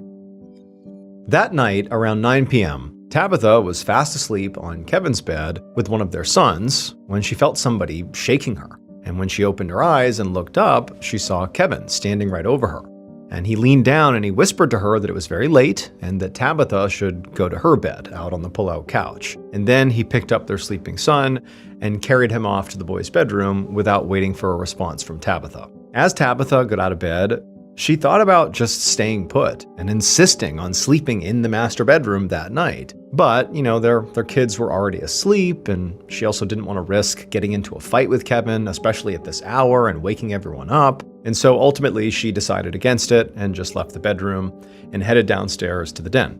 And then when she got there, Tabitha unfolded the pull-out couch and lay down, and she tried to fall asleep, but after tossing and turning for a while, she just pulled out her phone, and she pulled up the number for Keith, the guy she'd been having an affair with. As she did this, she reminded herself that she had promised to end things with Keith, but she was also feeling sort of desperate for someone to talk to, and Kevin was clearly very intentionally shutting her out, so after a moment, Tabitha hit the call button.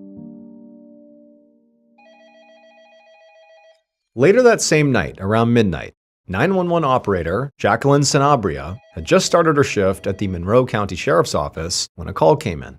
Jacqueline answered it, and immediately this man's voice came over the line saying his wife had just been shot. And so right away, Jacqueline followed protocol, and as calm as she could, she asked the man, had he attempted CPR? And the man, in this eerily calm voice, said no, he hadn't. And the reason he gave was there was simply too much blood. At 1:45 a.m. on July 14th, 2003, so about 2 hours after that 911 call, Sergeant Paul Sienna of the Monroe County Sheriff's Department pulled up in front of a large white house with black shutters and an attached garage. There were a bunch of police cruisers and forensics vans that were already on the scene, and Sienna could see neighbors who were kind of coming outside, watching from their lawns and driveways, trying to figure out what was going on. Sienna had been very surprised when he had gotten the call from dispatch about a murder in Penfield, because Penfield was a really nice, safe area. In fact, there had not been a single murder there in more than 40 years. Now, he climbed out of his car and walked over to the front lawn where 3 deputies were interviewing this middle-aged man who looked like he might have just gotten out of bed. One of the deputies saw Sergeant Sienna, and so he ran over to him and began to brief him on what they knew. He explained to Sienna that the man they were speaking to was Kevin Bryant. He was the man who had called 911, and he was the husband of the victim, Tabitha Bryant. The deputy said that Tabitha and Kevin's 2 young sons had been inside the house at the time of the shooting, but their grandparents had picked them up a few minutes ago. The house itself had already been searched, and there were no signs of forced entry, but it was not hard to guess how the killer or killers got inside. The garage door had been left open, and then the door between the inside of the garage and the inside of the house had been left unlocked. So basically anybody off the street could have just waltzed into the house. Now, Sienna knew that in nice, safe neighborhoods like Penfield, it was not unusual for people to leave their doors and garage doors unlocked or even open.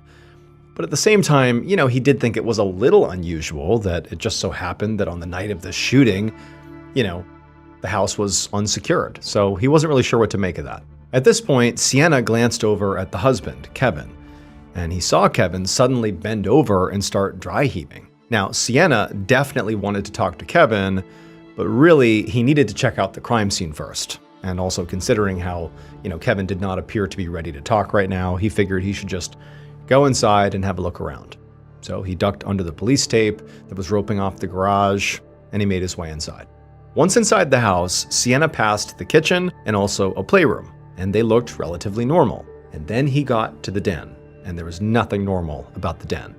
There was blood everywhere, on the walls, the floor, the ceiling, and there were all these forensic technicians that were inside of the den, furiously swabbing all over the room, trying to take samples of all this blood and also trying to photograph the entire scene. And in the middle of all this chaos happening in the den, Sienna saw the victim, Tabitha Bryant. She was laying on the pull-out couch bed. As Sienna walked over to the body to get a closer look, right away he saw this was not just a shooting, because Tabitha had, more than a dozen stab wounds to her chest and her neck. And then also right below her right eye, there was this small, clean hole that Sienna recognized as a gunshot wound. This was an excessive amount of violence. and it made Sienna think that this could have been a crime of passion. And the fact that Tabitha clearly had been sleeping on the pull-out couch in the den instead of in bed with her husband made Tabitha's husband, Kevin, Sienna's prime suspect.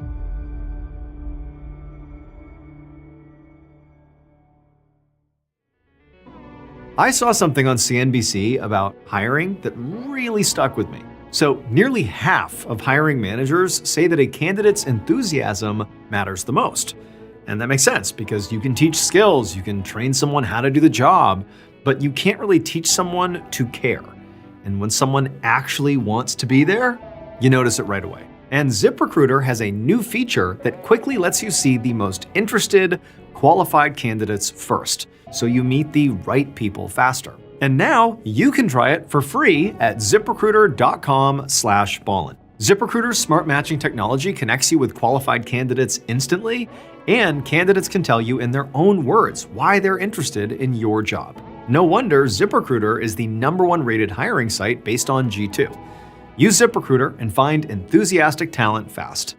4 out of 5 employers who post on ZipRecruiter get a quality candidate within the first day. And again, now you can try it for free at ZipRecruiter.com/Ballen. Again, that's ZipRecruiter.com/Ballen. Meet your match on ZipRecruiter.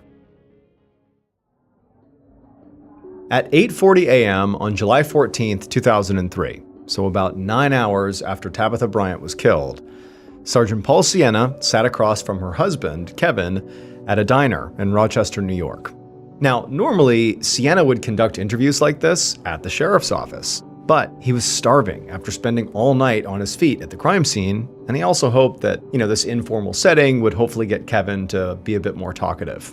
So Sienna was suspicious of Kevin, one, because he was the husband of the victim, and right away in murder cases, spouses are regarded as early suspects, and then also just this unusually violent murder. I mean, the murder itself was rare in a town like this, but it was just so violent, so much gore and blood.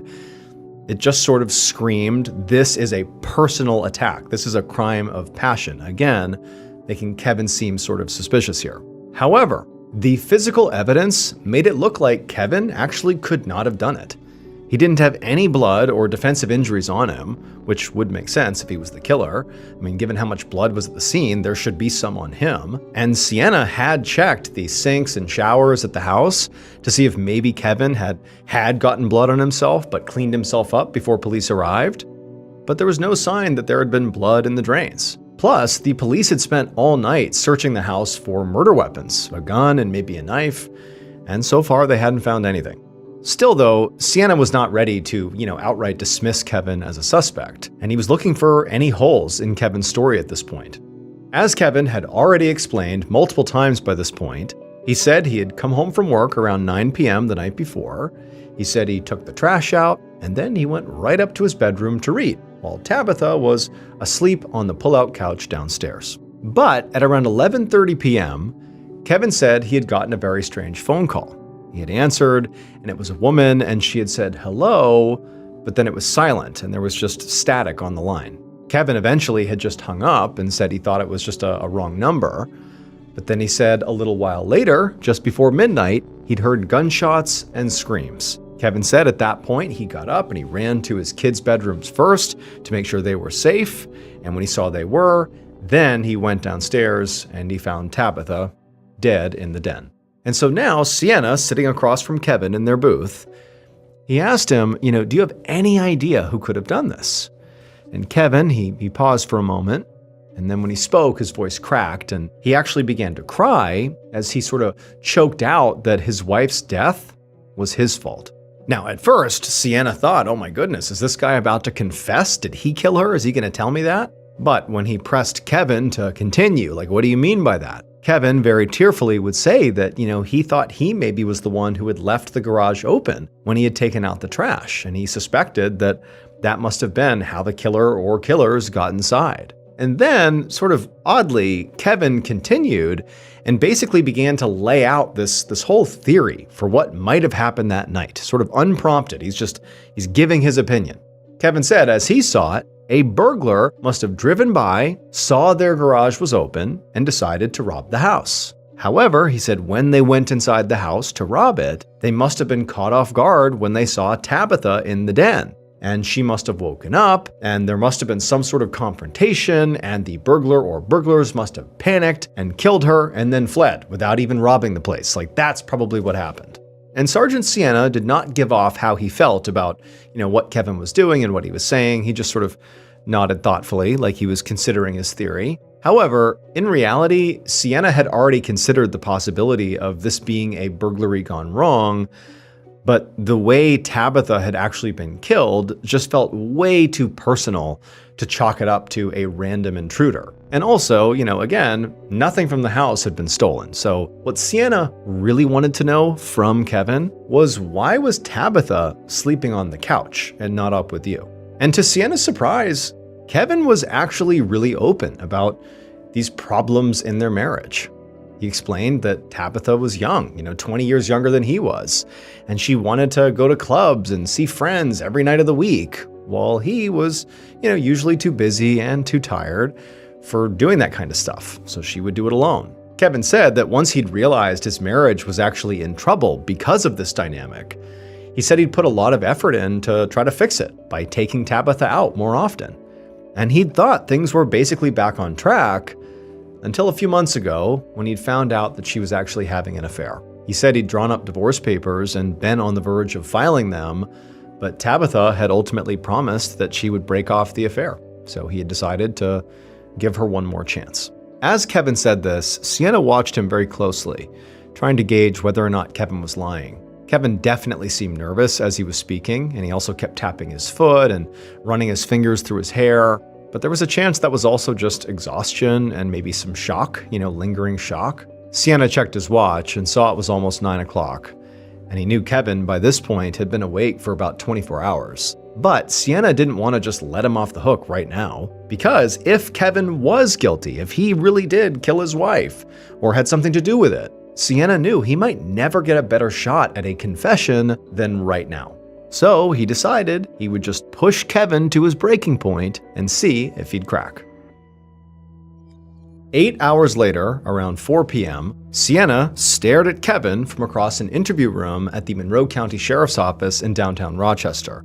Kevin was sort of slumped in his chair with his head buried in his hands, and he kept complaining about migraines. Now, Sienna was not surprised that Kevin might be feeling worn out right about now, because he'd been answering questions for the last 17 hours. And they'd covered everything from the details of Kevin and Tabitha's relationship to their extended families, including the fact that Tabitha's half-brother, Cyril, had lived with them for a few months earlier in the year and it had sort of ended badly. And by this point, Kevin had made it clear that he actually thought Keith Cromwell, the guy Tabitha had been cheating on him with, should be a suspect, and Sienna had to agree.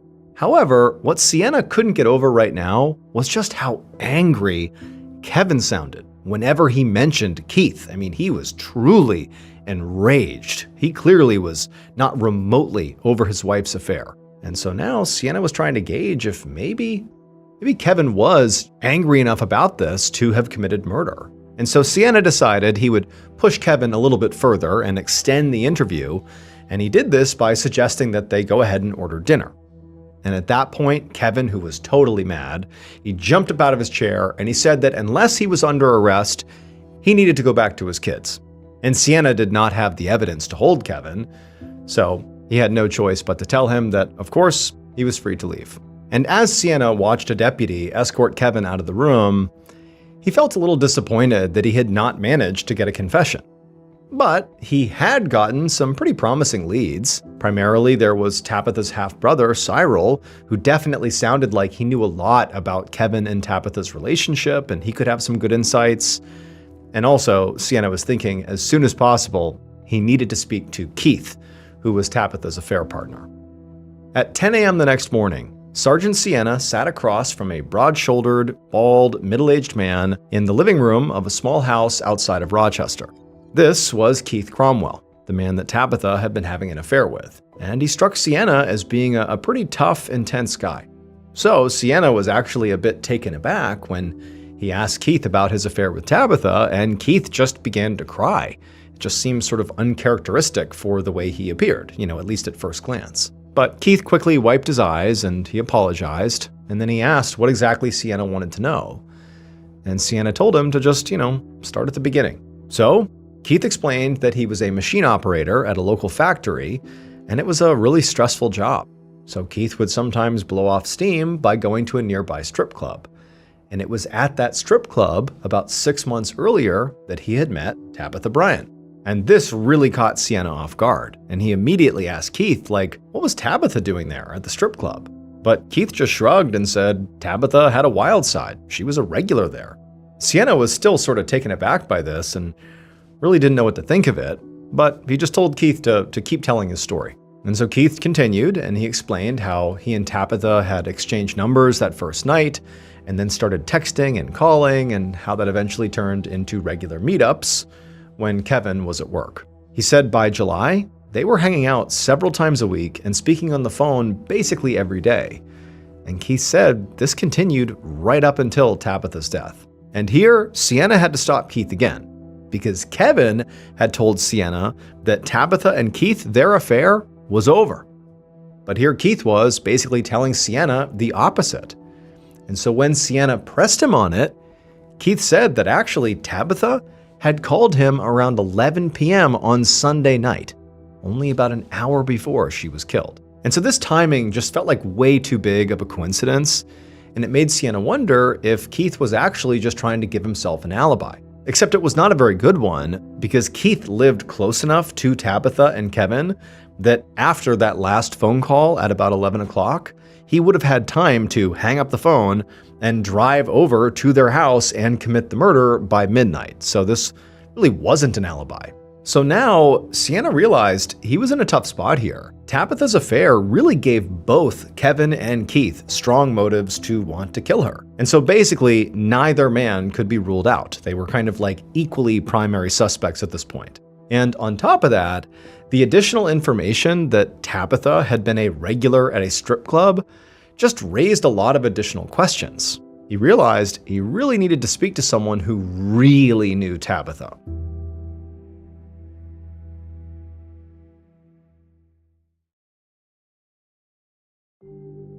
Five days later, on July 19, 2003, Sergeant Sienna stood inside of a cemetery at the back of a group of mourners and watched as Tabitha Bryant's casket was lowered into the ground. Sienna had come to Tabitha's funeral not only to pay his respects, but also because he was looking for her half-brother, Cyril, and he had two reasons he really wanted to speak to him.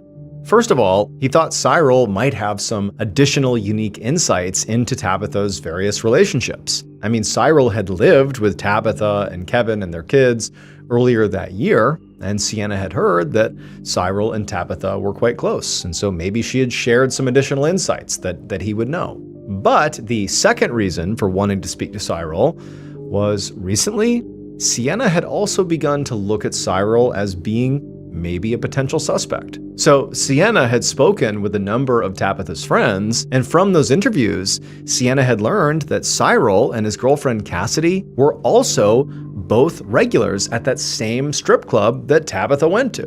And then on top of that, Sienna knew that, Cyril and Cassidy had been caught using drugs by Tabitha and Kevin, and that's why they had been booted from the house just a few months ago.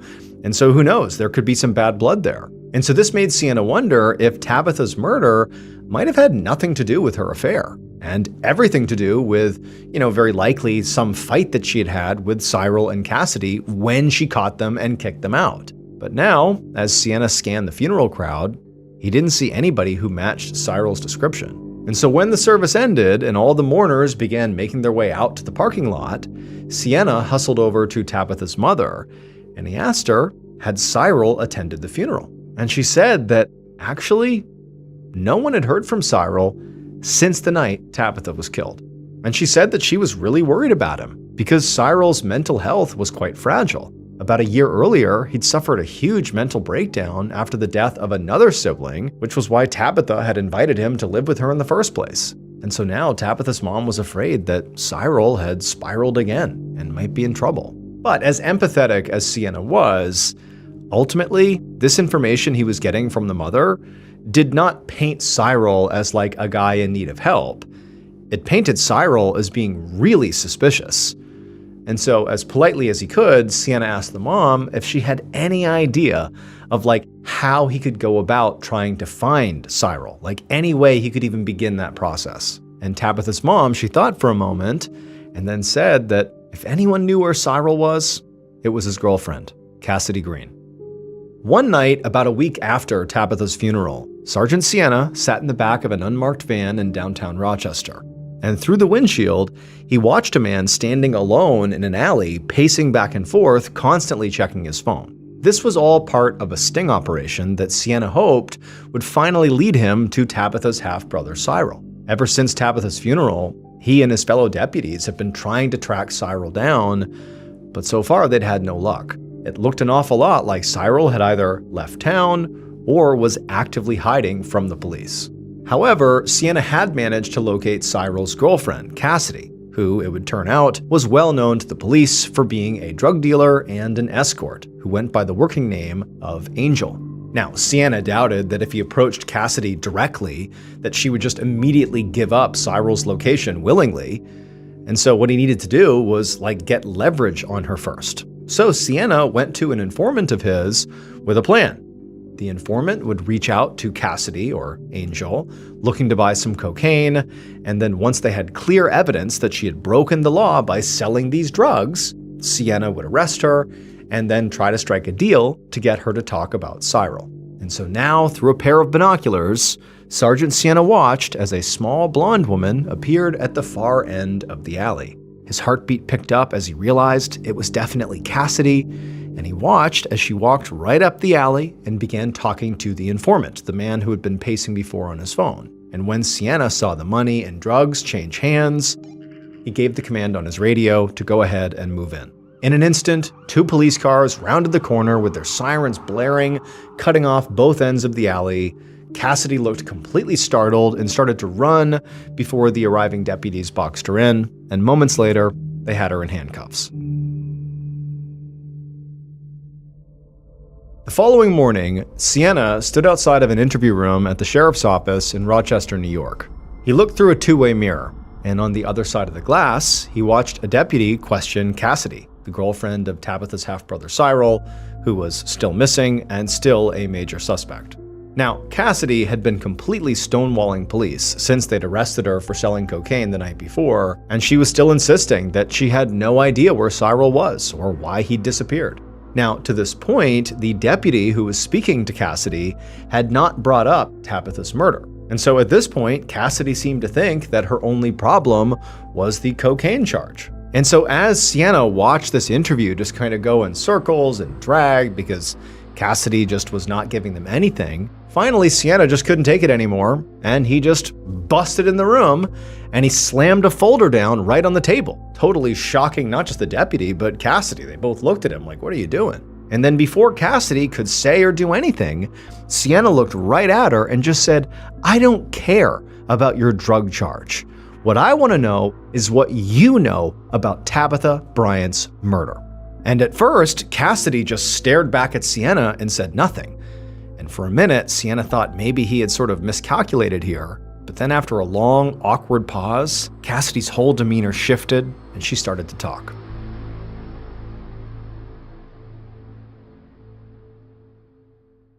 Based on witness testimony, evidence collected at the crime scene, and the killer's eventual confession, here is a reconstruction of what police believe happened to Tabitha Bryant on the night of July 13th, 2003.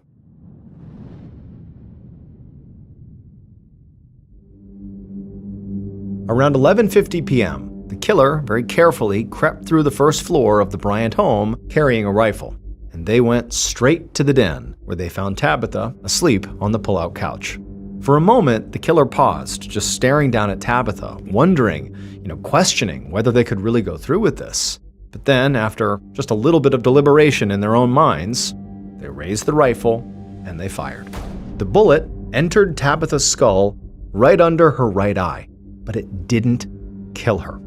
And so as the killer is standing there watching, expecting Tabitha to basically be motionless, Tabitha wasn't. Her body began jerking around, and then she suddenly reached up and grabbed at her cheek, and she sat up and she looked at the killer and began to scream. And so the killer immediately fired 2 more times, but Tabitha was moving around so much in her own panic that both shots missed. And then on the 4th shot, when the killer pulled the trigger for the 4th time, the rifle jammed. And so at this point, the killer completely panicked. And so the killer turns and they run into the kitchen. All the while, Tabitha is flailing around in the den. She's screaming, blood's going everywhere. And the killer, they grab a butcher's knife from the kitchen. They run back into the den. And when they get there, they see Tabitha is now standing. And she's clutching at her face. She's screaming. And the killer tackles her back onto the bed and begins stabbing her over and over again in the neck and the chest until she does finally go limp. When the killer climbed off of Tabitha and stood back up, they realized they, like the rest of the room, were covered in blood. And so the killer began just sort of backing away from the scene, not really sure what they were going to do. And as they're doing this, they hear a noise behind them and they whip around and they see there was a figure coming down the stairs. And when this figure got to the bottom of the stairs, they walked right up to the killer and handed them an envelope. And the killer took the envelope, blood all over them. They take the envelope, they open it up, they look inside to confirm that yes, it was stuffed with $100 bills. It would turn out the person who actually wielded the rifle and the knife and literally killed Tabitha was her half-brother Cyril. He got covered in blood so that the real mastermind, Tabitha's husband, Kevin, could keep his hands clean. Kevin paid Cyril and his girlfriend Cassidy $5,000 to do his dirty work for him. Cyril committed the murder, and Cassidy drove the getaway car. But long before they got to the house that night, Kevin was setting things up so that the murder would go according to his plan. Kevin opened the garage and unlocked the door to the house so that Cyril could come inside no problem. And when he found Tabitha in their bed upstairs, he woke her up and told her to head on down to the den, where he knew Cyril would look for her. Kevin was motivated by anger over Tabitha's affair with Keith, and also the fear that he would lose his kids if they got divorced. But ironically, it was actually Kevin's own actions that drove Tabitha, literally, into Keith's arms. Kevin portrayed himself as this, hardworking lawyer who basically was a workaholic, and all he did was provide for his family. But in reality, he was a drug and sex addict who routinely brought sex workers to his law office. His idea of working on his marriage, as he said he and Tabitha were doing after he discovered her affair, really just involved taking Tabitha to strip clubs and then pressuring her into having group sex with other sex workers.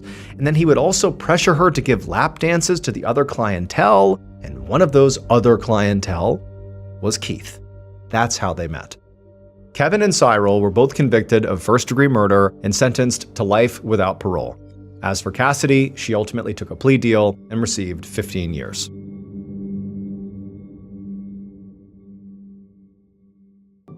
One morning in the early spring of 1943, a 29-year-old woman named Carolyn hunched over a sink basin that was inside of a laboratory in a U.S. government building in Washington, D.C. And this basin was full of this greenish-blue liquid that smelled so bad it actually was making Carolyn nauseous. But she couldn't leave the room because this was her job. This was a highly classified and potentially life-saving thing that she was doing. And so Carolyn checked the recipe one more time on the clipboard right next to her, and then measured out 1 cup of the special type of acidic salt, and she poured it into the liquid, and she sort of plugged her nose as it began to bubble and more gross vapors began to come up into the air. So Carolyn worked for a government agency called the Office of Strategic Services, or OSS, which was a precursor to the CIA. Carolyn had actually tried first to join the Navy and also the Army.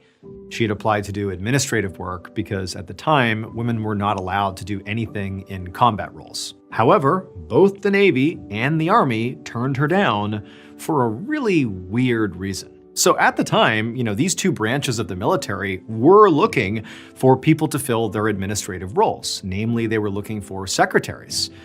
But specifically, they were seeking secretaries who could take notes in meetings and go basically completely unnoticed. But Carolyn was sort of impossible to ignore. She was 6 foot 2 inches tall, and she had a booming voice and a huge personality. And so basically, she drew a lot of attention, and the military had known that very likely her presence would be too distracting in these meetings, and so that's why they turned her down. So, when she was rejected, Carolyn had gone on to apply for work at the OSS, hoping to maybe become a spy. But they also turned her down really for the same reason. She was just too conspicuous to blend into a crowd, so how could she possibly be a spy? Now, for Carolyn, this had been sort of heartbreaking. It was sort of like, she thought she was going to be able to serve her country, and now she's being told, you basically can't. And so feeling like, she didn't have much to lose, she just went to the OSS and just said, look, I know I can't be a spy, but do you have any other jobs available that I could do? What do you got? Anything. I'm open to it. And it was through this approach that the OSS said, actually, yes, we do have something for you.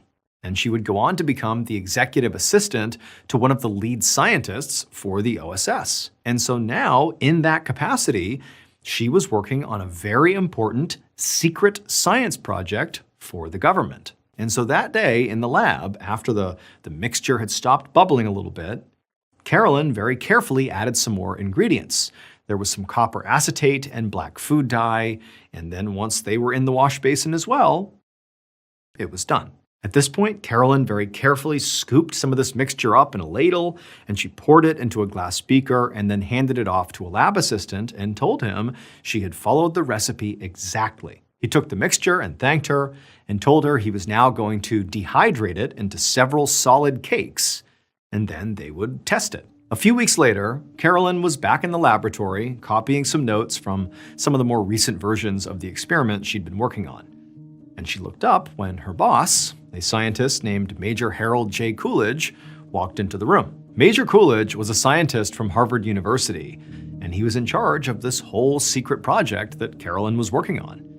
And he walked in and he had a big smile on his face, and he put a memo down on the table in front of Carolyn.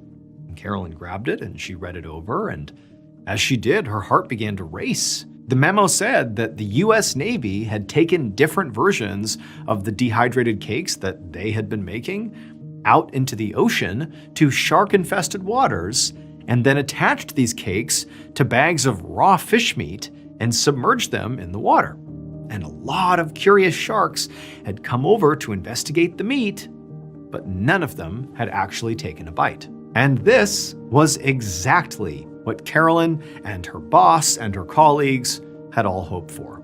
So the government had basically hired the OSS to create a brand new life-saving product, shark repellent.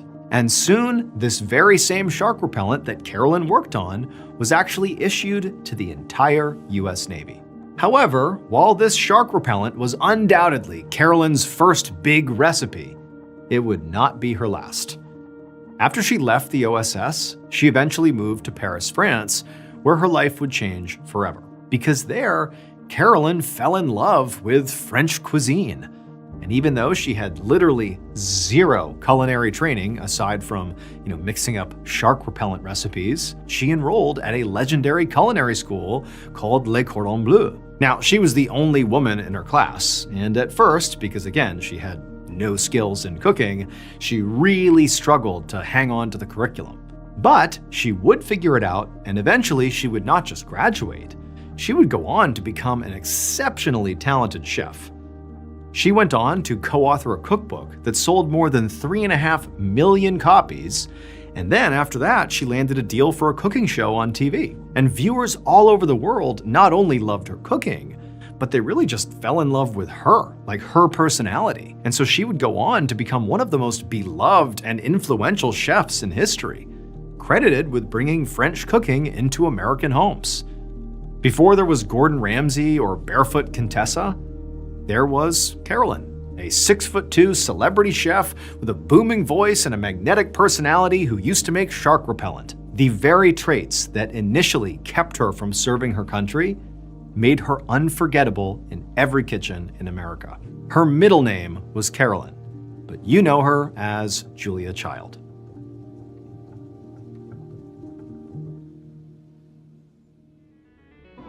Minimum payments are not designed to get people out of debt.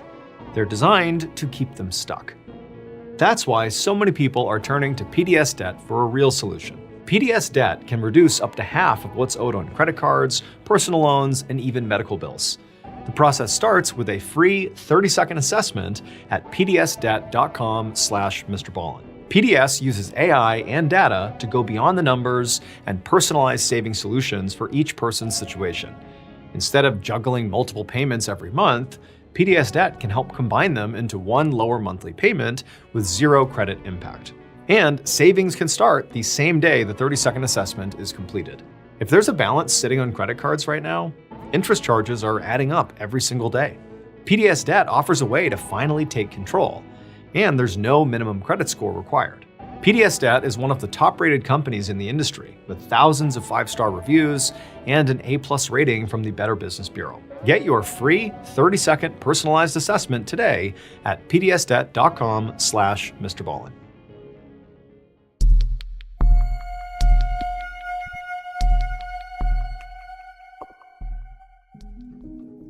On the afternoon of June 12, 1962, an 18-year-old boy named George Jr. drove through his hometown of Modesto, California, on his way home for dinner. But as he was driving, George Jr. could not help but feel like he was really dreading actually getting there. So he and his father had been fighting a lot lately, ever since he had told his dad that he did not want to go to college, and instead he wanted to become a race car driver. And his dad thought this was a ridiculous idea and that George Jr. was wasting his potential. So George Jr. was a very smart kid. In particular, he was very good at art and photography, but he also got distracted really easily, and because of that, he really had not pursued anything all that seriously at any point in his life. That is, except for cars. A few years back, George Jr. had begun hanging around mechanic shops and sort of fell in love with cars. He thought they were fascinating. And at that point, his father actually bought him a small Italian car called a Fiat. And George Jr., after getting this car, sort of became obsessed with it, and he wound up souping up the engine and basically turned this little car into sort of like a race car. And he'd actually begun entering his little car into local car races. And he'd actually even won a few of these races. But his father, despite being the one who literally gave him the Fiat, he just didn't get his son's obsession with cars. Like, why aren't you able to, take that focus and apply it to other things, that will get you a real job and give you a real future? And so basically every dinner these days, it became this huge argument between father and son. But, George Jr., as frustrated as he was with the whole situation, couldn't really change it, at least not for now, because he still lived with his parents, and so he just had to accept that if they were going to fight, they were going to fight. And so George, he came to this intersection where it was right near his home. He just needed to make a left and, pull over, and he was home. He comes to a stop, he puts on his blinker, and he begins making the turn when he hears this really loud screeching sound and then feels his own car jolt forward, and then everything went black. 2 weeks later, George Jr. was laying in a hospital bed in the intensive care unit at the local hospital, watching daytime reruns on the TV in his room. He was in so much pain that he could barely move, so all he did was just watch TV. So 2 weeks earlier, when George was, making that turn and then something happened, well, what it was is another car came speeding down the road and smashed into George's car so hard that it sent his car, his little Fiat, flying, and it flipped 3 times. And while it was flipping, George Jr. was ejected from the car, and actually it saved his life because the moment he was ejected, his car smashed into a tree and sort of wrapped around it. I mean, George was very badly hurt. He had multiple bone fractures, bruised lungs. I mean, he was really beaten up, but he had survived. However, the doctors told him that because of how extensive his injuries were, he would basically be recovering in bed in the hospital for months. But again, George Jr. just felt lucky to be alive at this point. And really, as he laid in bed, watching TV and just sort of stuck there, he began to think that, maybe this is my wake-up call. Maybe I do need to make some changes in my life. 2 years later, George Jr., who by this point was fully recovered from his injuries, stood at the finish line at a racetrack and raised his camera. And the race cars came whipping toward him on their last lap, and he snapped the photo finish. So since his near-death experience, George Jr. had made some big decisions. In the hospital after his accident, he had realized that really, his dad had been kind of right. That in some ways he was wasting his potential. So after getting out of the hospital, George Jr. had enrolled in community college, and he really applied himself to his schoolwork, to the point where his father was really impressed. Also, George Jr. had decided that he really didn't want to race cars anymore. He loved cars still, but it just felt like it was sort of reckless and not so much his thing anymore. Instead, he had, along with, focusing on his schoolwork, he had also picked up his camera and really gotten back into his old hobby of photography. In fact, George Jr. had grown to love photography so much that after community college, he had applied to the prestigious cinematography program at the University of Southern California. But after sending off his application, he was pretty sure he would not get in, because despite his efforts with his schoolwork at community college, he still knew his grades likely were not up to snuff. Now, George Jr. walked over to the podium to take some photos of the winning driver. But as he walked over there, this middle-aged man came up beside him and just asked George Jr. about his photography. They spoke for a few minutes, and then at some point, the man actually formally introduced himself as Haskell Wexler. And he said that he was actually a cinematographer in Hollywood. And George Jr., when he heard this, he sort of felt starstruck. And he told Haskell about how he had recently applied to USC to try to get into their cinematography program, but he felt like it was kind of a long shot. And when Haskell heard this, he said, "George, I know people at USC. Let me make some calls. I'll get you in." And sure enough, not long after this fateful meeting, George Jr. would receive an acceptance letter from USC's film school. But this moment in George Jr.'s life, receiving this unbelievable acceptance letter, did not just alter George's life forever. It also would go on to completely alter cinema in general forever. Because about 13 years later, George Jr. would go on to create one of the most groundbreaking films in history. His movie revolutionized sound design and visual effects, and it would go on to become part of the most successful movie franchise of all time. George Jr. is better known today as George Lucas, and his film franchise was Star Wars.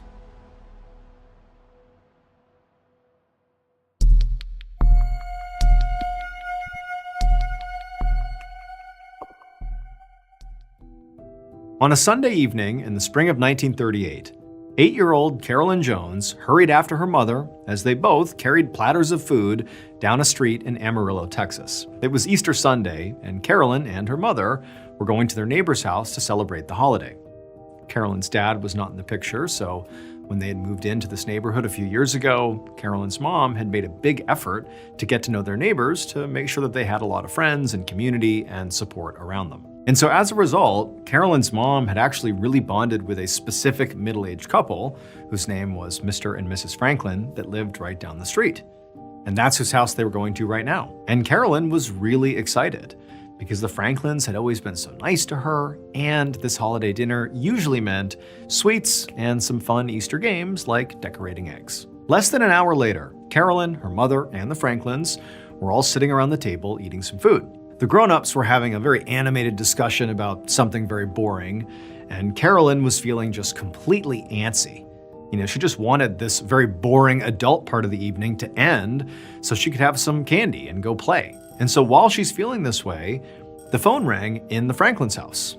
And since the grown-ups were very busy talking, Mrs. Franklin asked Carolyn if she wouldn't mind going and answering the phone and seeing who it was. So Carolyn, who was excited to have really anything to do at this point, she jumped up and she grabbed the phone and said, "Hello." And on the other end was an operator who said this was a collect call coming in from somebody named Joyce. Carolyn knew that Joyce was the Franklin's adult daughter. And also Carolyn knew from her own mother that Joyce had moved away a few years ago to go to school in Missouri. So when Carolyn heard this, she called over to the table and said there was a collect call coming in from Joyce. But when she did this, the room, which just a second ago had been, sort of noisy as the adults were chatting the whole time, the room went completely silent.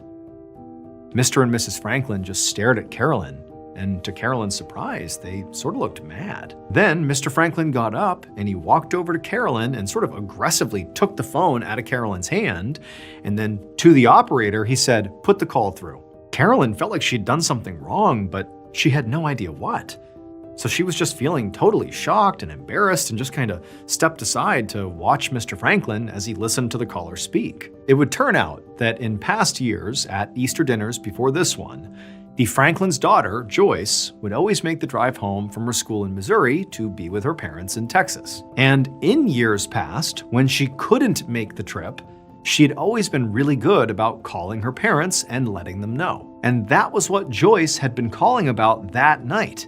When her father answered the phone and Joyce was put through, she said, "Daddy, I can't get home." But this year, Joyce's call was not routine. In fact, it was like the single most shocking thing that could have happened. Because a year earlier, during last Easter, when Joyce had been literally on her way home from school to see her parents, she'd gotten in a car accident and died. No one was ever able to explain that phone call, but the experience of being the one who actually answered the phone and being there when Mr. Franklin's face went white and he fainted, like that experience for 8-year-old Carolyn was incredibly formative. In fact, in many ways, it's like her life changed in that exact moment. And from that point forward, Carolyn really went on to fully embrace the macabre in her life. And through that, she ultimately became a very famous actress and scream queen, appearing in dozens of thrillers and horror films. Her most iconic macabre role was being Morticia Addams in the original Addams Family TV series.